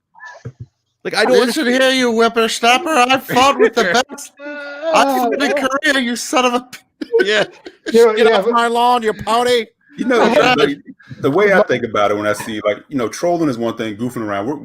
We all we clown each other, right? But the reactions I see from some people, I'm like, if you have kids, how do you tell your kids to knock it off, grow up, right? Stop doing that. If your kid was able to read your timeline and be like, who are you talking to? Right. I think, wow. When I made the trophy room 2 years ago, here's where I start patting myself on the back, guys. You ready for it? Here it is. Here's where I give myself a full fellatio on screen. Oh, bro. Wow. I wanted to make sure that I was making a show. Not into it.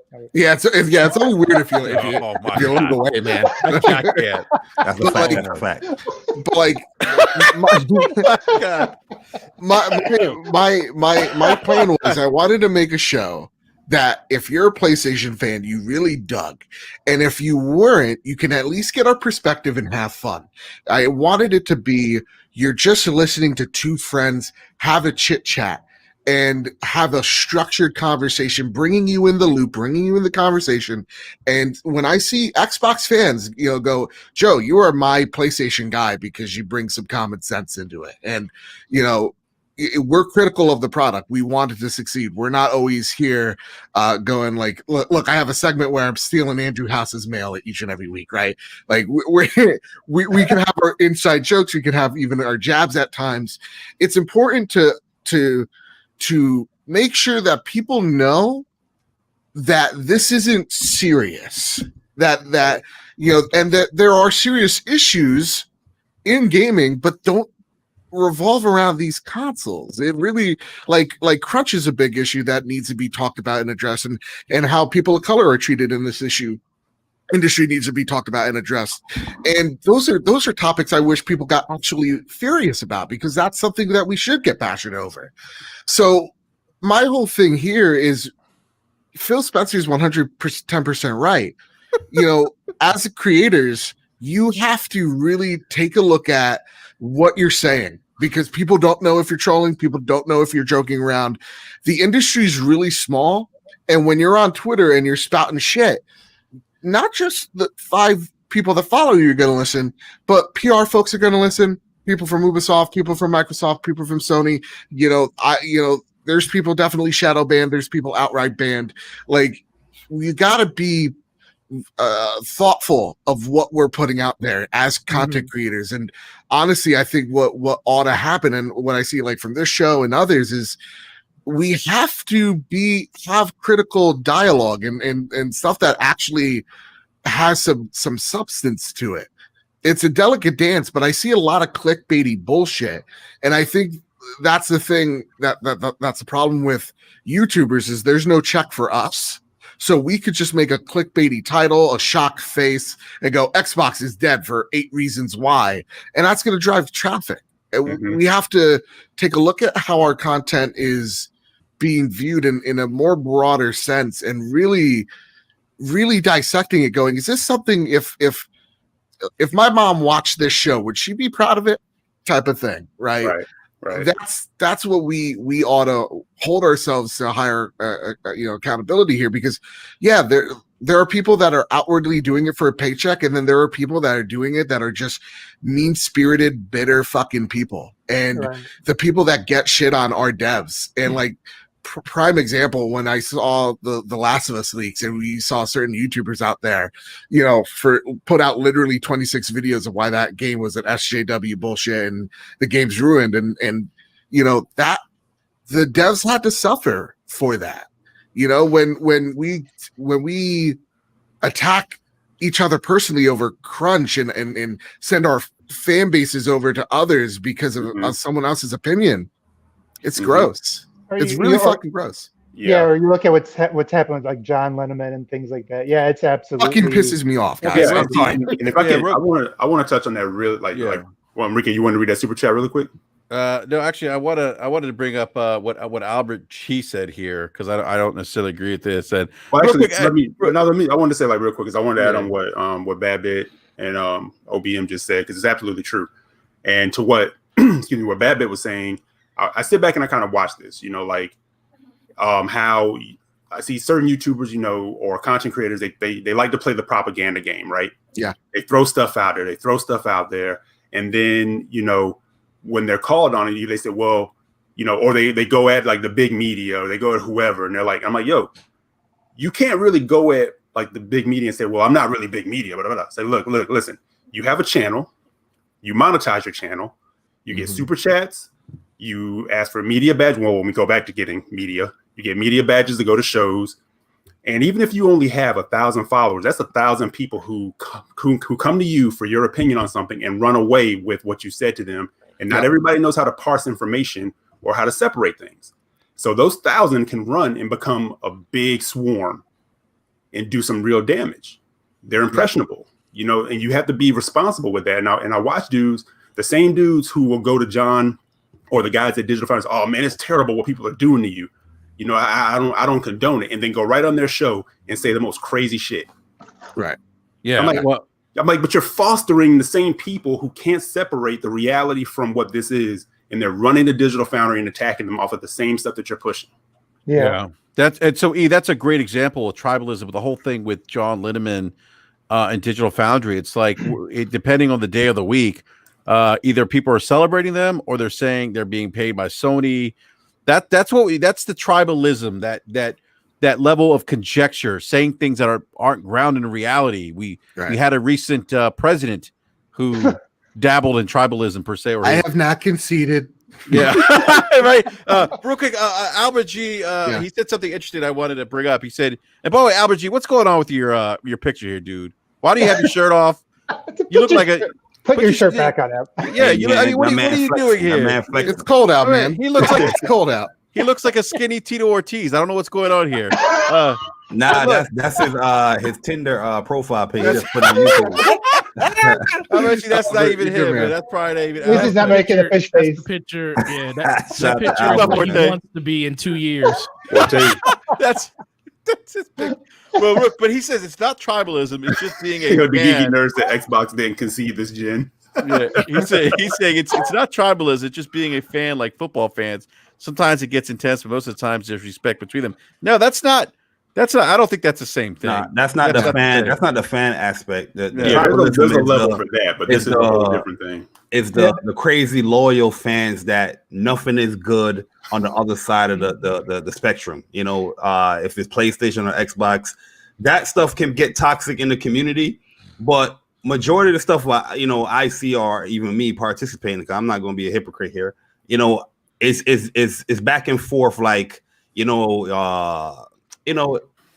I can say like the sports fan, like, oh, you like Xbox or PlayStation. Back and forth. I'm not saying that you can't get an Xbox or nothing like that, or you can't get a PlayStation, nothing like that. It's just like, okay, here's a jab here, here's a jab there. But the tribalism I've seen a lot of people do is that nothing is good on PlayStation, nothing is good on Xbox. I would never get an Xbox. I would never get a play. People don't understand, like, as much as people bash me and call me this and that, I've had 3 Xbox Ones. I've been a Game Pass subscriber for almost damn 3 years. Okay. Mm-hmm. If it's something that's good on the other side of the platform, I have Nintendo, I have PlayStation, I have all the stuff there. You know, it's there on my channel, but people always like to equate with me as this ex-PlayStation fanboy. But it's just back and forth, like, jargon, I guess, Yeah. But I feel that, to be honest with you, the things that Phil Spencer is talking about, their team, they also post the stuff that or would communicate with the people that are the tribalists. You know what I mean? I've seen some crazy stuff that people have said, and then Albert Greenberg, he retweet that thing. You know what I mean? I'm just like, so your boss man, Phil Spencer's against it, but you still have your teammates or your team still doing the things that you are against, or promoting what you're against. Yeah, I would even take it a step further, Jay Barry.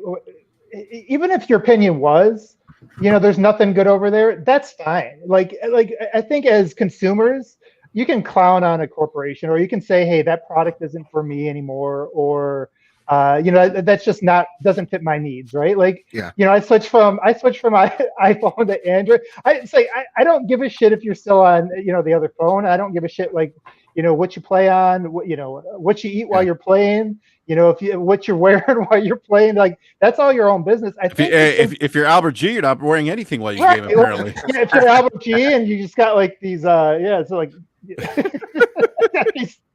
anyways, I don't even know that that's the point. I think the point that people got to start to try to I think we got to solve is the fact that just because somebody likes something different, plastic shouldn't, your opinions on things shouldn't outweigh people. People can have different opinions on things. Like, we're all here, and we all have different platforms that we prefer. Who gives a shit? It's like, and if you don't see something the same way I do, it's just you have different priorities or different perspectives. And that, like, even saying this platform is better or clowning on something else, that shouldn't even really matter. At the end of the day, it's about valuing people and thinking about, like, hey, am I hurting a person? Like, now, if you're hurting a person because you're talking about a corporation and you don't like something they're doing, that's the other person's problem. Like, they got to learn not to put their own self-identity into a corporation. You should never do that, because that's going to let you down. Corporations ain't people, So, like, hey, like OBM. Go but ahead, just to kind of real quick, man, I don't mean to interrupt, but to piggyback on what you just said about people becoming emotionally tied to corporations, they also like put these guys or these leadership, whether it's Nintendo, Sony, Microsoft, they treat them like they're gods. Yeah, and that's kind of weird to me. It's like, whoa, like, what are we doing here? They're not idols. You know what I mean? No. Yeah. Yeah, you sound like you're in a cult. Well, that's tribalism in a way, I think. You're in a cult 2020. It is. I seen somebody made a Phil Spencer highlight video of him getting his makeup done and walking on E3 stages. Listen, I think Phil's a great guy, but that's crazy. Jay, that's called you got way too much time on your hands. That's something. I don't know what that is. It's off-putting. That's what I know. Hey, Mr. Bad, you better not be making any videos like that of Shue or No, you won't see me do that good shit. For me, that is my number one thing. If y'all know me, is I don't fucking trust a corporation to save my life. That's for sure. So like, even like my whole thing is like, I cover PlayStation. I am not a fanboy to say, I prefer playing on that ecosystem. Sure, I'm covering it. I'm a gamer first. I'm my own person first, and I will cover it like a beat reporter. If we're gonna throw sports analogies out there, shirtless dude, that is way more fit than I'll ever be in my entire life. So I'm a little bit jealous. I'm not gonna lie to you. Is we need to cover it like we're covering sports.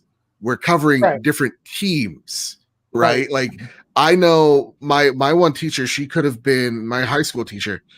She could have been a beat reporter for the Yankees. She was a diehard Mets fan. And the only reason why she didn't take it was because she wanted to teach more than be a beat reporter. But when she was covering sports and covering opposite teams than hers, she covered it and gave her opinions on the matter. Didn't just go, so like the Mets really didn't lose. If you count the legal points on the field, the Mets won that game. And like, she's not saying that shit. It's stating the fact, then putting your opinion in it, and being constructive with the criticism given. Because surprisingly enough, if you talk to any PR person, they don't give a shit if you hate their game for the most part. They just want you to cover their game. They don't want you if you're just singing their praises. They know they could smell bullshit, and they won't work with you. So like I know some people where they're like, this is my in with Microsoft, this is my in with Sony. It's like doesn't work that way. They want to see that you have a constructive thought, because they don't want yes men there. Facts. Yeah, they don't want yes men, but they don't want like some toxic, neo nerd just like nonstop, like going at people. And that's what I was like, I watch people like all day. I'm like, yo, you're exhausting me. Like everything out of your mouth is like some toxic, negative nonsense. And then why? What's the point? What are you trying to get across? It's like, and I know this is, we're inherently we're talking about Xbox because we're talking about what Phil had to say about the tribalism thing. But if I can give like an example of where I kind of think it falls in, on the Twitter side, like they tend to listen to a lot to their Twitter base, from what I can see. Mm-hmm. I don't care about power, never have. I care about what content you give. So until they started talking studio acquisitions, I was like, okay, now they're talking my language, right? Yeah. The whole power narrative and where the media came into that, and then they answered that by creating the 1X and the monster and this and this and that. To me, that feeds into a key point in the tribalism. That's all the fans will scream about. The fanboys, I should say, screaming. They're still screaming about it right now. If you go on your Twitter timeline, that's what you're seeing. People pissed at Digital Foundry, and they're comparing this and watching another couple months. It's gonna be on. It's gonna be the power and the flops and this and that. And I'm like, Microsoft bought right into that. Yeah. In every avenue, most powerful. Now it's the monster that eats monsters. So how do you expect people to react? And I know that's marketing. That is marketing. That's no. That's marketing. That's what you do. But you have to admit they answered that call. They fed into that. I'm giving that as an example. Well, I don't know if they fed into the call because of the fan base. What's up, Forte? It started. What's up, hey, man? What up, though? Forte's here. Yeah, Forte's here. Forte. Yo, shout out to the 6 people sitting outside my store to pick up my systems on. That's wild, man. I saw Do you that. think That's awesome, it's bro. Thanksgiving tomorrow and that they're in the middle of a pandemic? All my they're just PlayStation feeding and into all my a problem? Xboxes, as of right now, are accounted for in my store. Forte, how many PS5s, how many Xboxes did you get? I can't say the number. Minimum of 2 of each one. Okay. Yo, so you can't let them know that you ain't got no consoles? Oh, I let the people in line know. I just can't. I just it's a letter. It's a note. It's a Wait, you're working on number my door. Thanksgiving? No, we're not open on Thanksgiving.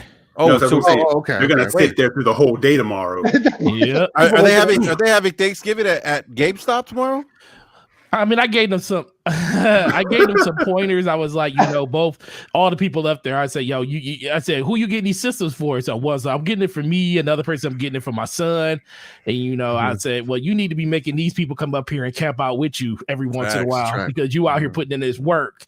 So they're going to be switching out like every 5 or 6 hours. And, That's I said, wild. no matter what, whoever's in this line, when I come open this door, it's like, can you give us numbers or something? I was like, GameStop doesn't consent you guys standing in the line, so I can't help you with that. Wow. So I said, if you want to stay out here, I said, as of right now, everybody that's in line is going to get a system. They go get the system they want. That's all I can say. Don't undersell it. Those dudes been out this. When did you post that this morning? I got to work at 11:30, and they were there like an hour before I got there. And GameStop's something else. Hey man, people, that's dedication, man. What is your last? I can't do that, but system, that's man. dedication. Yeah. Hey, Forte, go ahead. You were to say something, man. No, I was going to say I don't think it's so much. I mean, I do agree with E to a point on it. I do think Microsoft does listen to a lot of stuff that's going on when it comes to like the fan base, but I also think the fan base gets riled up by things that the media talks about, Digital Foundry talks about, and once the media starts running with it, because let's be for real, the media is the catalyst that basically spins it up for the bigger corporations to hear it. If the media is not talking about it as much as they do, then it doesn't have legs, because the media talks about it because they know the fans are going to love talking about it. It's going to be a huge story, and they know they're going to get a bunch of clicks off of it. And that's going to continue to keep the story going because they know the fans want to have that conversation and back and forth. Same thing. It just comes back with Microsoft sooner or later. If that's what the fans are talking about and that's what media is covering, it ends up being the thing that they need to focus on because not just the fans are talking about it. Media's talking about the PlayStation is a more powerful system. We are paying $100 more for this box and we got this Kinect that we don't want. And, it could have been more research could have been put towards the system to make it run better. Once that conversation starts going, you kind of in no man's land. And I kind of think that's where it all kind of started at. But it also just comes back to Phil Spencer said a long time ago. He was like, we're not going to be outdone in price and we're not going to be outdone in power. And he's gonna die on that hill as long as he's the head of Xbox. He came out and said that was the mantra for Xbox going forward. That's what they're going to try to, not try, but that's what they're going to do to basically make themselves stand out. The only problem going on right now is Microsoft ain't got no first-party games to show off that power, and they're basically relying on third-party to do it. And third-party ain't gonna do that for you. Third-party gonna do what's easy for them when it comes to making these games. And if PlayStation is easier to develop for, they're not gonna put that extra work in right now on the Xbox to do it. And that's their fault as a company by not having something ready day one to showcase the power that they know the system actually has inside of it. You can't be worried. You can't be thinking third party is going to do that for you. But when it comes to what Phil Spencer said overall, I 100% agree with him. I just think that the biggest thing is Microsoft, they talk a lot and they need to stop talking as much as like the whole Bethesda thing. The moment they come out and just say, we're not going to talk about Bethesda until, the deal is sealed. That's what needs to happen when it comes to that, because as long as they keep answering these questions, people are going to keep going back and forth and asking them, where are these games going to go? Same thing like this. Now, when it comes to what Phil Spencer said, I truly believe this is like the difference between people looking at him as the head of Xbox and him just looking at him as a gamer. I think you get very brief moments where you can see Phil Spencer is a gamer instead of him just talking to you as the head of Xbox. I think he looks at it like, I don't like what this is. I don't like what tribalism is doing to our company, to our thing. And I heard what you just said about, well, they got people that retweet things when it comes to what some of the, the tribalism side of what Xbox and, and PlayStation in general, what they all be doing. But it ultimately just really comes back to how does he feel about it? He was really just answering a question that was directed to him when it came to, They literally framed the question. It was like, what do you think about people that buy your system break it, it break your system, and then you got to find ways to get more retailers more stock in the store. So when you frame it like that, he's literally going to tell you like that's the part of tribalism he's really talking about, because overall there's so many different levels to the situation when it comes to Twitter. And what do you think about, because in a certain way, all of us have a tribalistic type of personality because we prefer a platform over another platform. That doesn't mean we think that platform is better. Some of us, like me, I think the controller on the Xbox is better just because I like the way that the thumbsticks is laid out. That doesn't say that it's completely 100% and no questions asked better than anything PlayStation's ever done. That's just my personal preference. So you can say I have a tribal personality when it comes to my thoughts on what Xbox does. I do want to everybody. Real quick, I just before you real quick, bad bit. I'm not bad bit. That's bad. No. I was addressing. Interrupting. I was about to jump in. Yeah. Oh yeah, jump in. Yeah. So, but the Forte I was going to say is, you mentioned like we all have some hints of tribalism, or, but I don't know. I can't say I agree with that per se, because I think tribalism is more. I think we all have preferences, but I don't know if I would equate that to tribalism, because I feel like tribalism is just like really strong loyalty, right, to whatever social group that you belong to. Like, and I hate to use.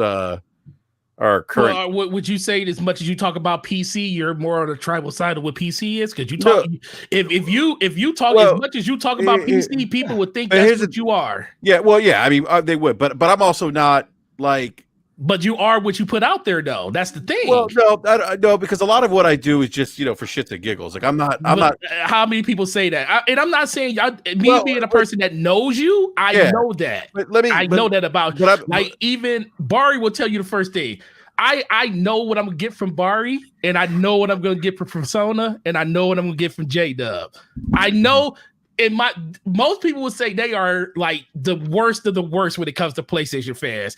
I just look at them like they out here just trolling you guys, and y'all guys falling for it, and that's kind of your fault. But in a lot of people's eyes, they're going to say they have a tribal sense of personality when it comes to their love of PlayStation, and that's just what the outside persona of that's going to look like for a lot of people. Unfortunately, I see what you're saying, like that perspective of others. But I'm just saying, like in terms of like tribalism itself, though, like it's completely different. Yeah, it's a strong, it's really a strong. Like, when it comes to because from the sounds of it, Forte, I don't want to put words in your mouth. PCMR Forte.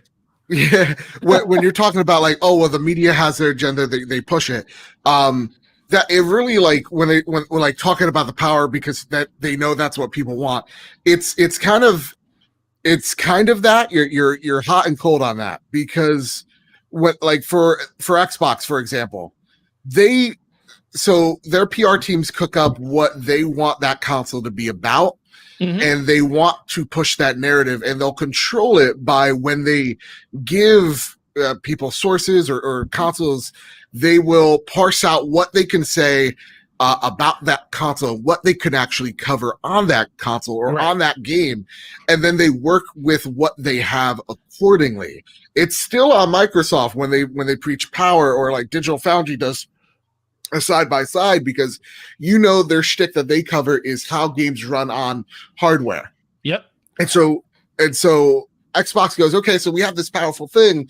We're going to give Digital Foundry this console, and we're going to parse out our PR to them. So like they'll be like, hey, Digital Foundry, you can only cover this and speak about this, but you can't do this, and you can't cover these games. Go with it. And that's what the media really has to parse out. Mm-hmm. And then we're the aggregators. We take that information that Digital Foundry is given, and then they're really then kind of unwilling aggregators where they give us the information, then we, as the content creators, run with whatever information they have and add our perspective spin to it. My biggest problem, and it really is, when we talk about tribalism, it does come down to content creators. It does come down to people that are not big corporations like IGN. I don't ever think you have to worry about IGN or GameSpot being biased. You have to worry about the guy that is a solo act or a small team that is paying his healthcare, that's paying his own bills, that's paying everything. that his livelihood is literally on the line for a brand that he has created or they've created, that's where the tribalism goes down to. It's by the individual content creator themselves. That's the problem that I have, because I see a lot of people beat the drum of company A, B, or C in very toxic ways, and you can see that they're doing that because they're trying to play to the crowd, prove to the crowd, hey, you could trust that I'm, the PlayStation guy because I'm saying this, or I'm the Xbox dude because I'm saying that, or I'm the Nintendo guy that's playing Animal Crossing, right? Yeah. So like you have to, you're seeing YouTubers play to a crowd. I know some creators that they found their niche. They're tired of that game that they're playing, but they're still playing it because that's what the audience wants. It's same thing of, well, I have to say this or act this way because that's what my audience expects of me.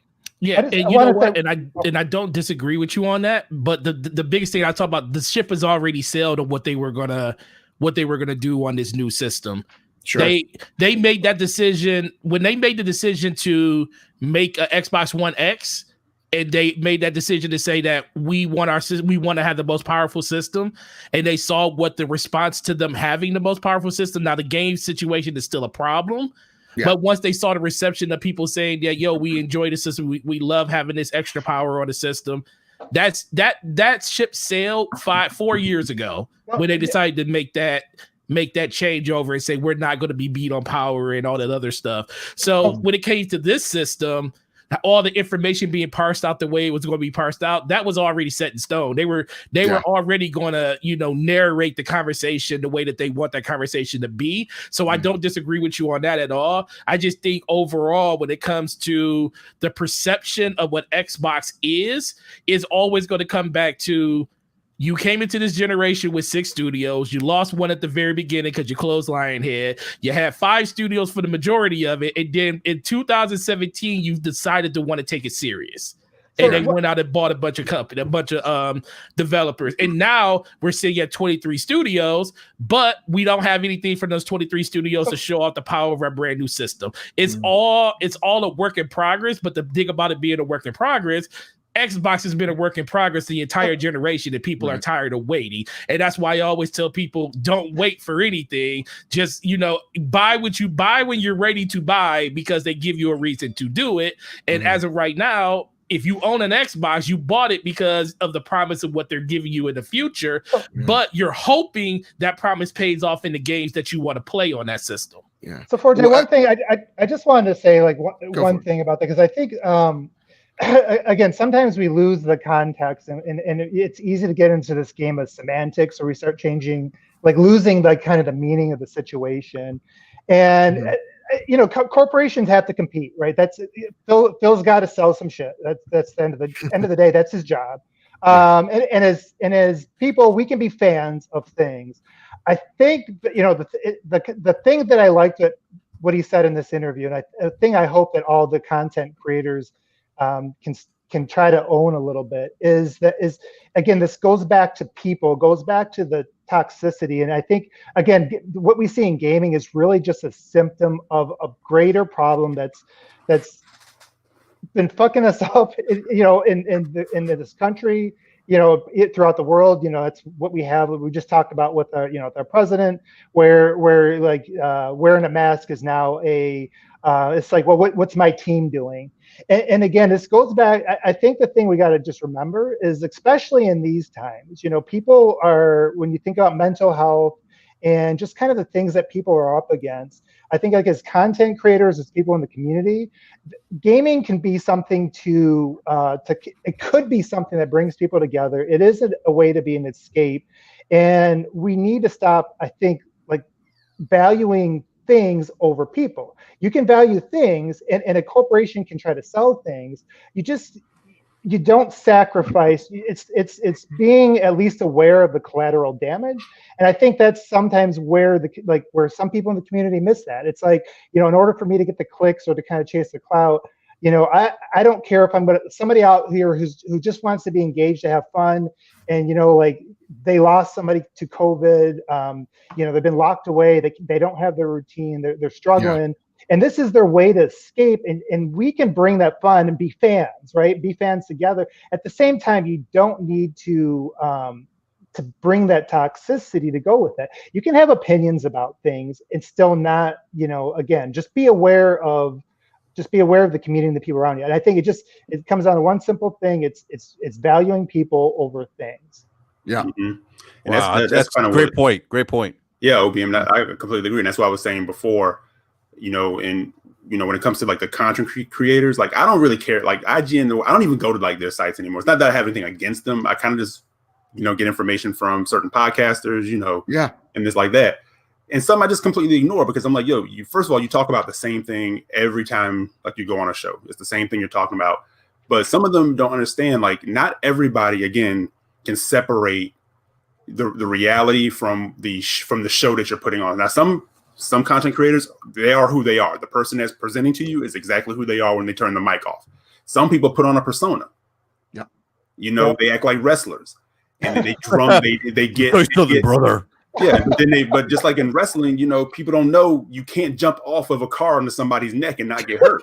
You know, you can't do that. You know, so it's just like they can't separate. So when you're saying, you know, when everything out of your mouth is like, no matter what this other company does, it's not good enough. They feed on that. They feed on it. And Rick, man, we've been seeing this since 2013. Barry, you know the same thing. It's like you go in and it's a circle jerk going on in this podcast. All they do, they're not even talking about the thing that they say they love. They're just shitting on the thing that they say that they don't like. And then sometimes it looks like in their audience, that's all the audience do. And then the audience, once the show is over and everybody's gone on their separate way, they hit the timeline with everything that they learned and they go on the attack. You know? And it's like, you know, the certain person Enrique was speaking about earlier, I kind of watched it today and I saw a content or a writer kind of say, hey, I'm thinking about doing this. What do you guys think? You know, it was like PlayStation centric. Like, I'm thinking about doing this, maybe some different types of content. What do you guys think? And the response was, why do we need more Sony bullshit? Oof. What? If you have nothing better to say, don't say anything. Right. Well, you know that ain't gonna happen. I know that for what I'm saying, but that's where the tribalism comes in. It's like no matter what this person is saying, all you can see, you have this honed in thing. Well, like I believe green or I believe blue, and that's all I can see. I seen. Only thing I'll say. Oh, go ahead, Barry. Go ahead. Oh no, I was saying I seen people attack. You know, kind of funny games. Yeah. So you know, a lot of people always presume they're like more PlayStation centric. But they recently did like an Xbox podcast, and when they do have an Xbox show now, when they did that Xbox Good show, friend Luke Lore was on the latest one. Yeah, he's a good man. He's a good man. Sorry. They got attacked. It's definitely get attacked. Like what Xbox podcast? Kind of funny. Yeah. The only thing I will say. Portia, are you eating? No, I'm only asking because you were eating Skittles yesterday on your show. Oh yeah, I was eating. Well, he caught me. Slow-mo was like, "Are you eating?" Well, you know, because Slow-mo's very long-winded with how he introduces topics and stuff. So I was expecting like another 3 or 4 seconds. And I was in the middle of chewing like 3 Skittles. I was out here like beast mode eating those berry blues, and I was like, "Oh, these are great." Oh yeah, them berry blues is good. Man, them berry blues, man. I was like, "Oh, these are good. These are like the best Skittles I ever had in my life." By the way, great show last night, by the way.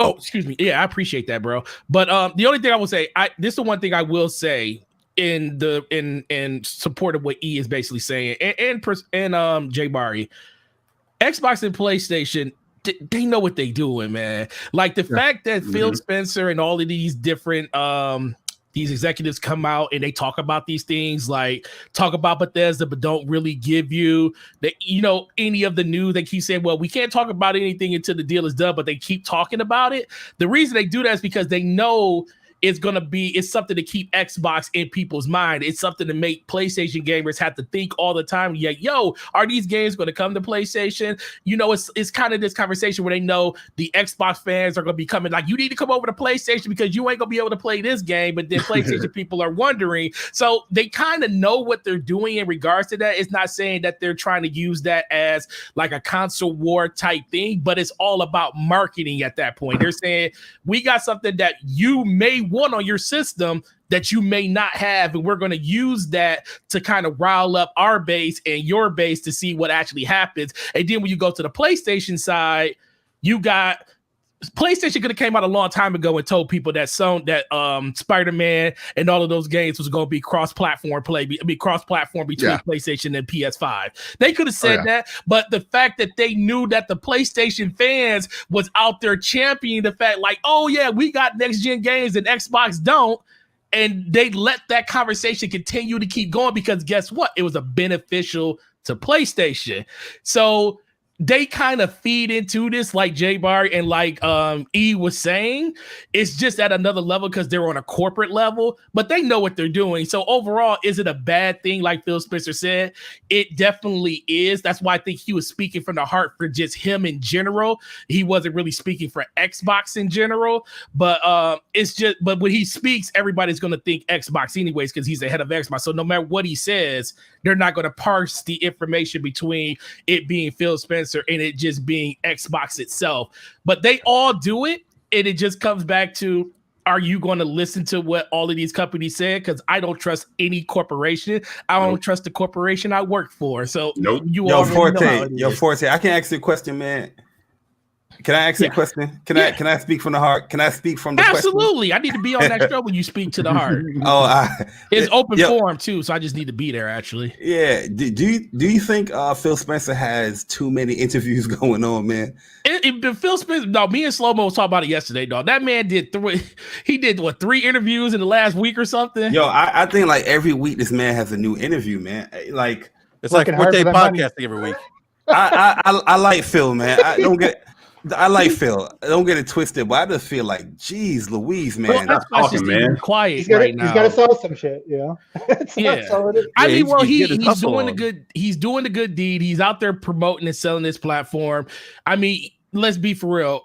Sony doesn't have to do anything but just put systems on the shelf and they're going to sell. Matt Booty talk. He's the head of Xbox or this first party studios. Let him talk. You can't let Matt Booty talk. No, if you put Booty out there, people don't even know who Booty is. I'm joking, by the way. Yeah, that's but I'm saying it's like Phil Spencer does an interview, everybody get overshadowed. Yeah, people's not thinking about Matt Booty. But Jay Forte brought up a good point. Like Phil is like the de facto face of Xbox, kind of like like Miyamoto, or I shouldn't Miyamoto, but Miyamoto is now after the passing of what's his? I forgot his name now. Iwata. Yeah, thank you. Was Miyamoto passed away? Well, that's the thing too. Like what you're saying. I agree. This could be his personal thoughts, but when you are the CEO or anybody in part of that company, you speak on behalf of that company. So like that's why you see anybody that works at any company like, and my thoughts are my own, because every time they talk, they are a face of what company they represent, no matter how low on the totem pole you go. So like what he's essentially saying is what Xbox believes in, because he runs the show. He's also speaking to investors too, so that's the one thing you got to remember. It's not just speaking. He's not just speaking to us. Yeah, and that's when people were like upset about the CFO going, "Hey, why did he say that shit about Bethesda?" It's like because the CFO is talking to the investors. Yep, like that's why because the investors want to know. So this is them saying it without them getting in legal trouble. But yeah, Bethesda games are saying on PlayStation. They're talking to the investors, or at least hinted at it. Investors like, go ahead and pull your money out now if you want to. As soon as these games come out and they find out they're exclusive to Xbox and the stock goes through the roof, you're gonna be mad. Mm-hmm. Right. And that's the thing. It's Phil's job. Thought process I would take. It's Phil's job, and that's why you say take whatever like corporations say at face value. Stop acting like you're about to sit down at dinner with them. Right. You know, that's the thing too. With the fact that they talk so much and they're so accessible, people start to believe that they're actually friends and family with it. And that's not the case. Like Bart said, I think Phil's a cool dude. Like I think he's a gamer. Yeah. You know, he's a dude when he talks. You know, you want to hear what he has to say. That's fine. That's whatever. But that's, to me, my relationship with any of these companies is I have some money. You have a product. I like what you have. I'm gonna buy it. When you stop giving me what I want, we're done. But you know what, that I will give you this when he comes back to the conversation where you said Xbox likes to listen to their fans, like like the Twitterverse the most. That's where I think you're absolutely right, because I remember back when Xbox One came out, people were talking about how no one knew, like we champion these companies, but who do you know at these companies? You know, they don't get on Twitter, they don't talk to you, you don't have any type of relationship with any of these people you're talking about, but you worship them like they're gods and you know who they are. Yep. But all of a sudden, as soon as Phil Spencer took over for Don Matrick and then Terry Myerson got pushed out the door, you started seeing Xbox become even more personable on Twitter. That's when they really started like reaching out to the fans, talking on Twitter a lot more once Phil Spencer became in there, because I think that's where you're absolutely right. They saw that was something that a lot of people wanted to have, because it was an issue that gamers felt like these people don't play games. The only reason we know Phil Spencer plays games is because a lot of us are on his friends list and we get to see all the stuff that he puts on Twitter because he's very personable in that regard. So they did make a conscious effort to be more personable with their fans, especially in the Twitter universe. And that was a directly just because of all the conversation that people were having about them at the beginning of the generation. And that's fine. And that's fine. And that's fine. Yeah. I'm sorry. I'll say this one thing, OBM, and then I'll throw it back to you. But that's fine. But you also have to know where your lines are drawn, because I think, again, where that feeds back into the tribalism, it's great that you have a relationship with your fan base and social media. That's what social media is for. But it starts to be a level of favoritism. Like, some people have a better relationship. Some people are a little bit closer. And then what starts to happen is the people who are lower on the totem pole, however you want to parse that, they start to think, I have to do whatever I can to get the attention of Phil, to get the attention of Aaron. So I'm a cap. I'm going to cap as hard as I can. And I'm going to talk my mess, and I'm going to talk my trash. And I'm going to do that because I want to be, in that inner circle, or they perceive to be an inner circle. Yeah. And some people tell it like Hamilton quote, man, like they really have an inner circle with them. And it's not it's not that. People want to be in the room where it happens. That's really what it comes down to at the end of the day. And it starts to foster a certain culture, and and it's not real. That's not reality. You know what I'm saying? So I look at it, I still look, like Trump says, Tim Apple, the head of Apple. He says a lot of goofy shit, that guy. I think Tim, thank goodness he's gone, by the way. I'm not gonna miss him. But I'm saying, but Tim took over Apple. Yeah. What did he call me? Hold on. No, Trump called him Tim Apple. Yeah. So I'm making a joke, but he worth more money than Trump is. The guy speaks. I listen to what he has to say, but he doesn't have to be on Twitter all day, or he does an interview. But it's not. You don't see people kind of. I guess you do in some ways. You say you have the Android and Apple people, but it's just not the same level as what you see like with a Phil. Yeah, I think that you just, and this really goes to what I think what you're saying there, Eric. But when it just got to remember that it doesn't matter if Phil is Mother Teresa outside, whether he is or not outside of work, or whether he is the biggest gamer or he's just fooling. None of that shit matters. Like, his job is to make Microsoft money. And to be my best friend. To be my best friend and to never leave me.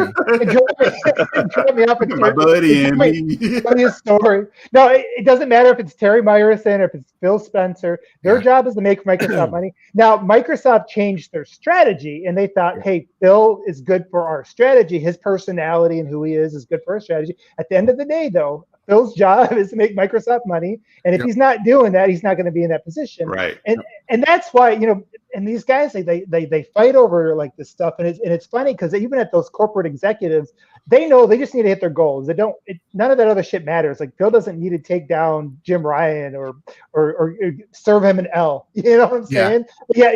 Here we are. I'm saying we basically the royal we.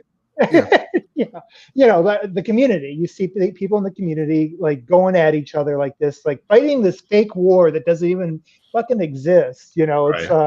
It's barely more real than QAnon, and people are out here. The funny thing is, what you're saying is 100% true, because if you kind of go back and you watch philosophies, companies change their strategy and philosophies constantly. If you go back and look at things Phil said in 2013, it's not the same things he says now. He changes it, right? And the fan base changes it with him no matter what he says. And I'm like, yo, that man may leave tomorrow. You don't know, right? But the fact is, it's his job to convince you that what they're doing is right. So that's why I kind of laugh at times when I see age-old gamers. Enrique, you can speak to this, Barry. All you guys can speak. Guys who have been gaming since, consoles had wood paneling on them. Now on this energy of the way we used to game is terrible. Oh my God. This thing over here is the future now. Game Pass is the future. I'm like, you may want to say this. Game Pass could be the future, but for right now, you may want to just say Game Pass is the future for Xbox. For me. And you go with that. You know what I'm saying? Because, people say, it's the Netflix of gaming. I'm like, yo, Netflix is in major debt. Let's see where this goes. Stop selling the farm on this one thing. Let's see where it all goes. Philosophies change, 2014, Phil was up there at the was it Gamescom. Freaking, hey, Tomb Raider is going to be exclusive. Threw the mic down and walked off the stage like a fucking wrestler. It's like, and now he's like, kumbaya. So yeah, it is all up the strategy. I mean, we can, and again, to TJ, to your point, like we can still like what we like. We can say this is for me, or I see that, and like you can have your opinions about it, but just don't get lost in this. Don't be a dick. Don't be a dick. That's a great way to summarize it. I think that encompasses all of it, and probably doesn't need to be said anything else. And I like what Ryan Landis said. Sarah Bond, let her do everything. All the interviews. all the stage presence. I love her. Yes, I'm with it, Ryan. She's definitely a lot cuter than Phil. Yep. Yeah, no, those are. So if I could thirst over someone for just a second. Go ahead, because we did Sarah Bond for just a sec. Phil Spencer, Silver Fox. I'll say it. Oh boy, Dad bod. Stays in shape. Silver Fox. Exactly, Dad bod. Luca would agree with you, man. Yeah, dude, my best friend, she's all about the dad bod, Silver Fox, and I was like listening to a Phil Spencer thing. She just stopped. She's like, "Who's that?" I'm like, "Oh fuck." Oh man! Oh my goodness! So games aren't for nerds anymore, huh? Oh my goodness, that's hilarious. Yeah. Well, gentlemen, I do want to say, first of all, we do need to wrap up the show. Got to get up early and get ready for Turkey Day. But look, great conversation. Seriously, this was a great show. I thoroughly enjoyed the conversation. Great points by everyone here on the panel. Forte, glad you could make it here, bro. I know you were getting ready for Black Friday, man. So definitely appreciate you coming through, bro. Oh yeah, Black Thursday. What's that? Black Thursday. Yeah, so but Black Thursday I would be sitting in my house not doing anything. Yeah, as you should. Playing some video games, right, Forte? Absolutely. Get back to that Spider-Man. Get that the other side of the whole COVID thing, man. Because other than that, stores were like, "Yo, we're opening at 4 a.m. on Thanksgiving. Let's go." Yeah, right. So it seems like this year they're like, "Nah, okay, we'll I can do it." Yeah. They're not playing around here in Maryland. Apparently, like they. I got a tweet. Not a tweet. A text message from the state of Maryland today. They're like, and it said, "You up?" Question. No, it said public safety alert. Protect your family. Stay safe this Thanksgiving. Wear a mask. Distance. Get tested. And remember, Maryland restaurants and bars not close at 10 p.m. State and local law enforcement actions take place tonight. Maryland is not playing around. I mean, look. It's funny. Not to get into a whole political conversation, but I've seen a lot of people say, "Well, less government. People can make decisions for their home." Well, clearly, people aren't making good decisions based on the numbers we're seeing, which is why the government has to interject itself. It's an interesting, Bad Bit. It's interesting because, and I think you and I have talked about this offline before. Mm-hmm. It's fascinating to me how people have that perspective, and yet they don't realize their own behavior actually has the opposite effect of what they hope to happen, which is less government. Right?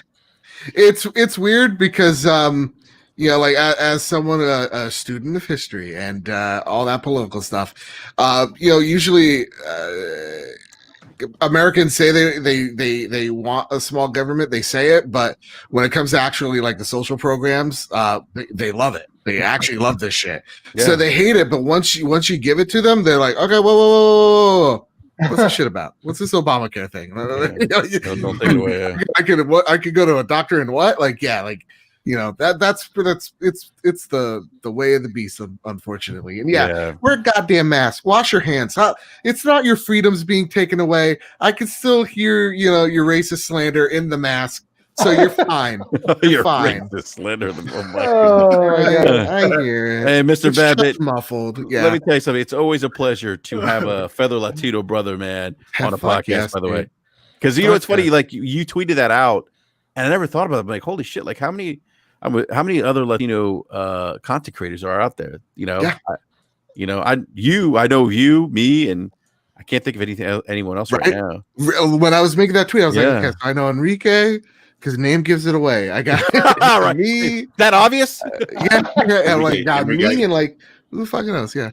I'm gonna become a Latino content creator. Fuck yes. No doubt. All right. Like, hey, listen, I believe it.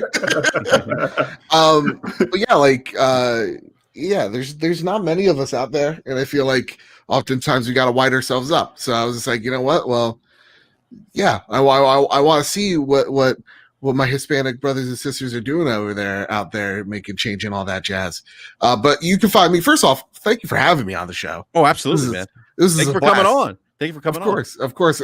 Here I am. Real talk. I'm just grinding in Demon Souls, so I'm just going through levels, hearing y'all talk, and it's a fun time. So you made my leveling go by super fast. I appreciate it. But yeah, you can find me over at the Trophy Room. It's a PlayStation podcast made by the players for the players, where me and my best friend Kyle talk about the latest and greatest in all things PlayStation each and every Thursday. You can find the video version on YouTube at the Trophy Room. You can find the podcast feed wherever you get your podcast services, Apple Podcasts, Spotify, Google Play, the whole shebang. You can find us there. So yeah, man, again, thank you so much. At Mr. Babbitt on Twitter, all that, you know, you guys know. Absolutely, Mr. Babbitt, and always a pleasure having you on. By the way, I love Kyle's beard. Right? Yeah, it's great. One day it was actually during the election. I'm freaking out, right? And then I just see Kyle gives me a picture of him dyeing the beard. I'm like, having a crisis as well. He's like, no, I'm doing this for the girls. I'm like, all right. The girls as in his nieces. I guess he lost a bet with them or something, but yeah. Yeah, that's too funny. Yeah, it's too funny. Well, always a pleasure, Babbitt. I love having you on, thank man. you. Thank you again. And we also have Jay Barry in the house. Jay, greatness was here. Jay, always a pleasure having you on, sir. Please let everyone know where they can find you. Yeah, man. Pleasure being here. You can find me on Twitter, JBarry_. Also, every Saturday at 11 a.m. Eastern Time, What's Up PlayStation Podcast, my boy Gaming with Persona. PlayStation Central Podcast. We don't fanboy over there. You know, we fanboy about PlayStation, but we don't. We leave Xbox, Nintendo, and that out of the way. You know what I mean? Yeah. And yeah, Jay Barry on YouTube, man. Look for some gaming content. You can find me there. Playing some Godfall as well. I'm about to get up on that Godfall right now. You did. Ooh, you got it. You got it. Oh yeah, are you enjoying it? I love this game, man. I don't see why people are hating on this game so much. It is so addictive. There's some bugs. There's some glitches. Sure. The story could have been executed better, in my opinion. I think the story is a little bit lazy. But when it comes to that gameplay, though, man, it is deep. It tickles my RPG fancies. Okay. It's good, man. The gameplay is really good, but everybody keep bashing it because Metacritic score dictates how you can enjoy something. So the fact that you're saying that, I'd never want to hear you say Destiny's a bad game ever again in your life. No, I never said that. Good. You know why I stopped playing Destiny? Because anybody that sits up here and says Godfall is I don't know why people are giving Godfall this bad name and be like, well, you better not ever have said Destiny. Honestly, I feel like their mistake was, hey, we're Destiny, but with swords. I really think from what I've seen, they really should have been like, hey, guys, play Warframe, because it's kind of like that. And it's a little bit more like Warframe. But the only reason why I stopped playing Destiny is because this is early. They fixed this, obviously, but I'm a hunter, right? And they giving me warlock stuff, and I was like, wait, hold up, what's going on here? Oh yeah, you were getting those dumb drops. Yeah, and I was like, all right, I'm done here. And I never really went back to Destiny after, but I never hated the game. I always loved Destiny. If you ever come back, you get addicted. If you gonna play Godfall, don't come back to Destiny. You might forget about every other game you own. Forte, I'm waiting for the patch, so I'll be back on December. Oh well, I'll be on Xbox when the patch happens. Until then, I won't be. Yes, well, I will see you there in December. I'm 42 hours into Godfall, man. Nice. And the end game stuff, the end game is difficult, man. Like they have these trial towers that you have to go 50 trials you have to do, but it's pretty much 100 because each floor there's 2 levels that you got to do, man. And that is probably going to be the hardest trophy to get, man, until I platinum this joint. But nice, man. We're gonna knock it out for Thanksgiving. No doubt. There it is, brother. Yeah. Well, Barry, always a pleasure, sir. Always a pleasure having you on. I appreciate it, man. And we got my old buddy here, OBM, One Bad Mother. OBM, man, always a pleasure having you on. Glad you could make it this evening. Thanks for inviting me. It was nice to meet you, Mr. Badbit and Jay Barry. Nice meeting you too, man. Nice meeting you too. Yeah, man. It's nice meeting you. Yeah, it was good, great conversation, and absolutely. Set example, like, hey, we all come from different areas, and we attacking each other. So, yeah. Isn't that crazy how that works? We can have civilized conversations. Imagine that, right? Hey, you know what's funny? There's a lot of people that I've never had a conversation with, but as soon as I see, I look them up on Twitter or something, or I see them, I'm blocked. I was just like, hey, man. Hey, it's cool though. It's cool. Yeah. Well, feel free to look me up. I'm new on Twitter, so I'm One Bad Mother at mother_1. That's MUTHA_1. Just started a couple months ago. Me and some guys just started a Halo podcast. You had me at Halo. And, oh my god, it's a fucking name. That wasn't taken. You're telling me? No, actually, I thought of this. You ever go to Reset Era? They had the official Xbox thread there, and I pushed them to do that, and then nobody ever took it for a podcast. So I think we started the podcast just so I could grab the name. Dude, well, genius. Oh my god, that's SEO gold. Yeah. When we started the podcast, we thought, hey, there's 6 months or there's like 5 months to the lead up to Halo. We got topics, and then it'll launch, and we'll have more content. So we're gonna have to stretch that shit out for another year. I don't know what we're gonna be doing, but anyways, yeah. So check us out there. Should be easy to find. But yeah, it's great to meet you guys, and great show today. Yeah. Absolutely. And we have Gaming Forte, who was able to join us after getting ready for Black Friday, so everyone can get their gaming goodies the day after Thanksgiving. Forte, what's that? Could be pop figures. Forte, man. First of all, I just want to say great show last night with Slummo Backslap on DPS, and please let everyone know where they can find you and your great content as well. Yeah, absolutely, man. Oh, first of all, I was listening to you guys the whole time while I was at work, being distracted by the stuff that you guys were saying as I was trying to navigate myself through all this this tape they got me doing to get set up for this sale. But yeah, man, it's Gaming Forte everywhere: YouTube, Twitter, Xbox Live, PlayStation. DPS podcast, check that out. It was on Slow-Mo's channel yesterday. We did it on a Tuesday because we ain't trying to do nothing on a Thursday because of Thanksgiving. So next week, episode 13 will be on my channel on Thursday at our regular time, 9 p.m.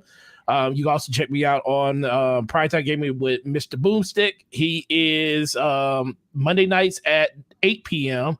and Crossfire on Fridays at 7 p.m. And then the lovely Ashley Luca, even if I'm not there, I'm always going to shout her show out. Great content creator, always got the sauce on the channel with the Scumcast.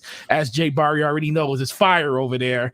So make sure you check that out too. Heat. Yeah, they bring that heat, man. That heat get brung, and sometimes people don't know how to handle it when it does come. But no, man. The only thing I will say to everybody, be safe. If you can, stay at your own house. Don't try to venture out and. I told Nana she could come right over. Oh, maskless. well, there it is. Fucking, I'm staying my butt in the house. I'm gonna play some Spider-Man. She survived the war. She could, She survived the war. Bad bitch. She flying over to your house? Yeah, Oh my yeah, God. maskless. She's shaking all types of hands, licking all types of doorknobs. It's fine. It's fine. You know, we're doing something to the curb or whatever. I don't know. Yeah, man. So so outside of that, man, like I said, DPS podcast is gonna be lit next week. We're gonna have a bunch of stuff to talk about. I'm gonna have to reach out to Jay Brian. I already asked Jay Brian. I gotta figure out a day we're gonna get you on, Jay Brian, because I definitely got to hear what you think about this PlayStation, man. Because you had your head buried in the sand for the last 2 weeks. Oh yeah, man. I'm loving same it. thing with you, Ben. I got to get you over there too. Oh man, dude, like even our Discord, ever since the launch, been fucking quiet. Everybody is just like head down, knee deep in fucking PlayStation 5. It's been fantastic. I've cursed a lot in this show, and I apologize. Bad bit. It's okay, man. We're not family friendly. Okay. I'm fucking from Jersey, guys. and for everybody that's wondered, your boy ain't had no content. I'm sorry. It's been a little rough the last 2 weeks between launching new systems and then wanting to play games for myself and then getting ready for the Destiny Day 1 raid, which I did complete on Saturday. Congrats. So now I ordered my Budgie raid jacket, so we all good on that front.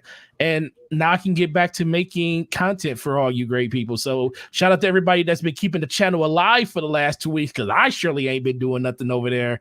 And expect some videos over this weekend, because I'm gonna start uploading again on Friday. So other than that, you guys have a great week, and I will see you next week. Absolutely. All right, Forte, thank you. And last but not least, we have Eric Jackson, everybody. EJ, man, always a pleasure. Let everyone know where they can find you, man. No doubt, man. Good show. Thank you all, you guys, for coming through. OBM, Mr. Babbitt, my boy Bari, thanks for coming through. But you can find me Twitter, EC Jackson with an X. And shout out to Slow Mo and B Money who couldn't be here. But I hope everybody has a good Thanksgiving. If you don't celebrate Thanksgiving, just have a nice long weekend if you have one. Absolutely. And everyone in the live chat, thank you all for hanging out with us tonight. If you're in the U.S. for this pre-Thanksgiving Eve show, please, everyone, be safe during this holiday week. And, stay inside, enjoy some games. Lots of great games to play right now. So enjoy some of the content that's available to us.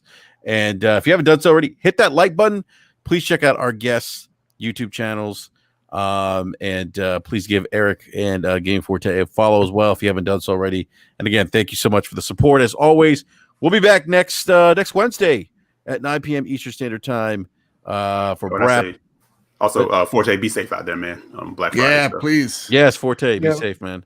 Someone isn't 6 feet away, you knock them the fuck out. You know what I mean? Forte, you know what, Forte? I don't care whose grandma's out there. You fucking punching in right in the nose. You're like Dark Vader. Forte, you take that used Xbox 360 controller behind your counter, you throw it at him right in the face. Yep, right there. God, terrible. Terrible. Shout out to the people that's camped outside my store right now. Yo, that's I might bring them some donuts. So I might stop up at my store tomorrow and bring them something if they still, as long as they still there. Yeah. Brandon G, the live chat says, Brap, you live in Maryland. That Amber Alert today was crazy. I didn't see the Amber Alert. Are you referring to the stay at home text that we got, the protect your family one, the public safety alert? I don't know if that's what you're referring to, but I didn't see the Amber Alert. Anyhow. It's like for the love of your Nana, just stay home. Yeah, it's wild, man. I know people were having like 25 people at their house. Good time. That sounds responsible. Not me. Not me. Yeah, not me. Nope, me either. Yeah. All right, everyone. Be safe. We'll catch you guys next week. That note, we're out. Peace.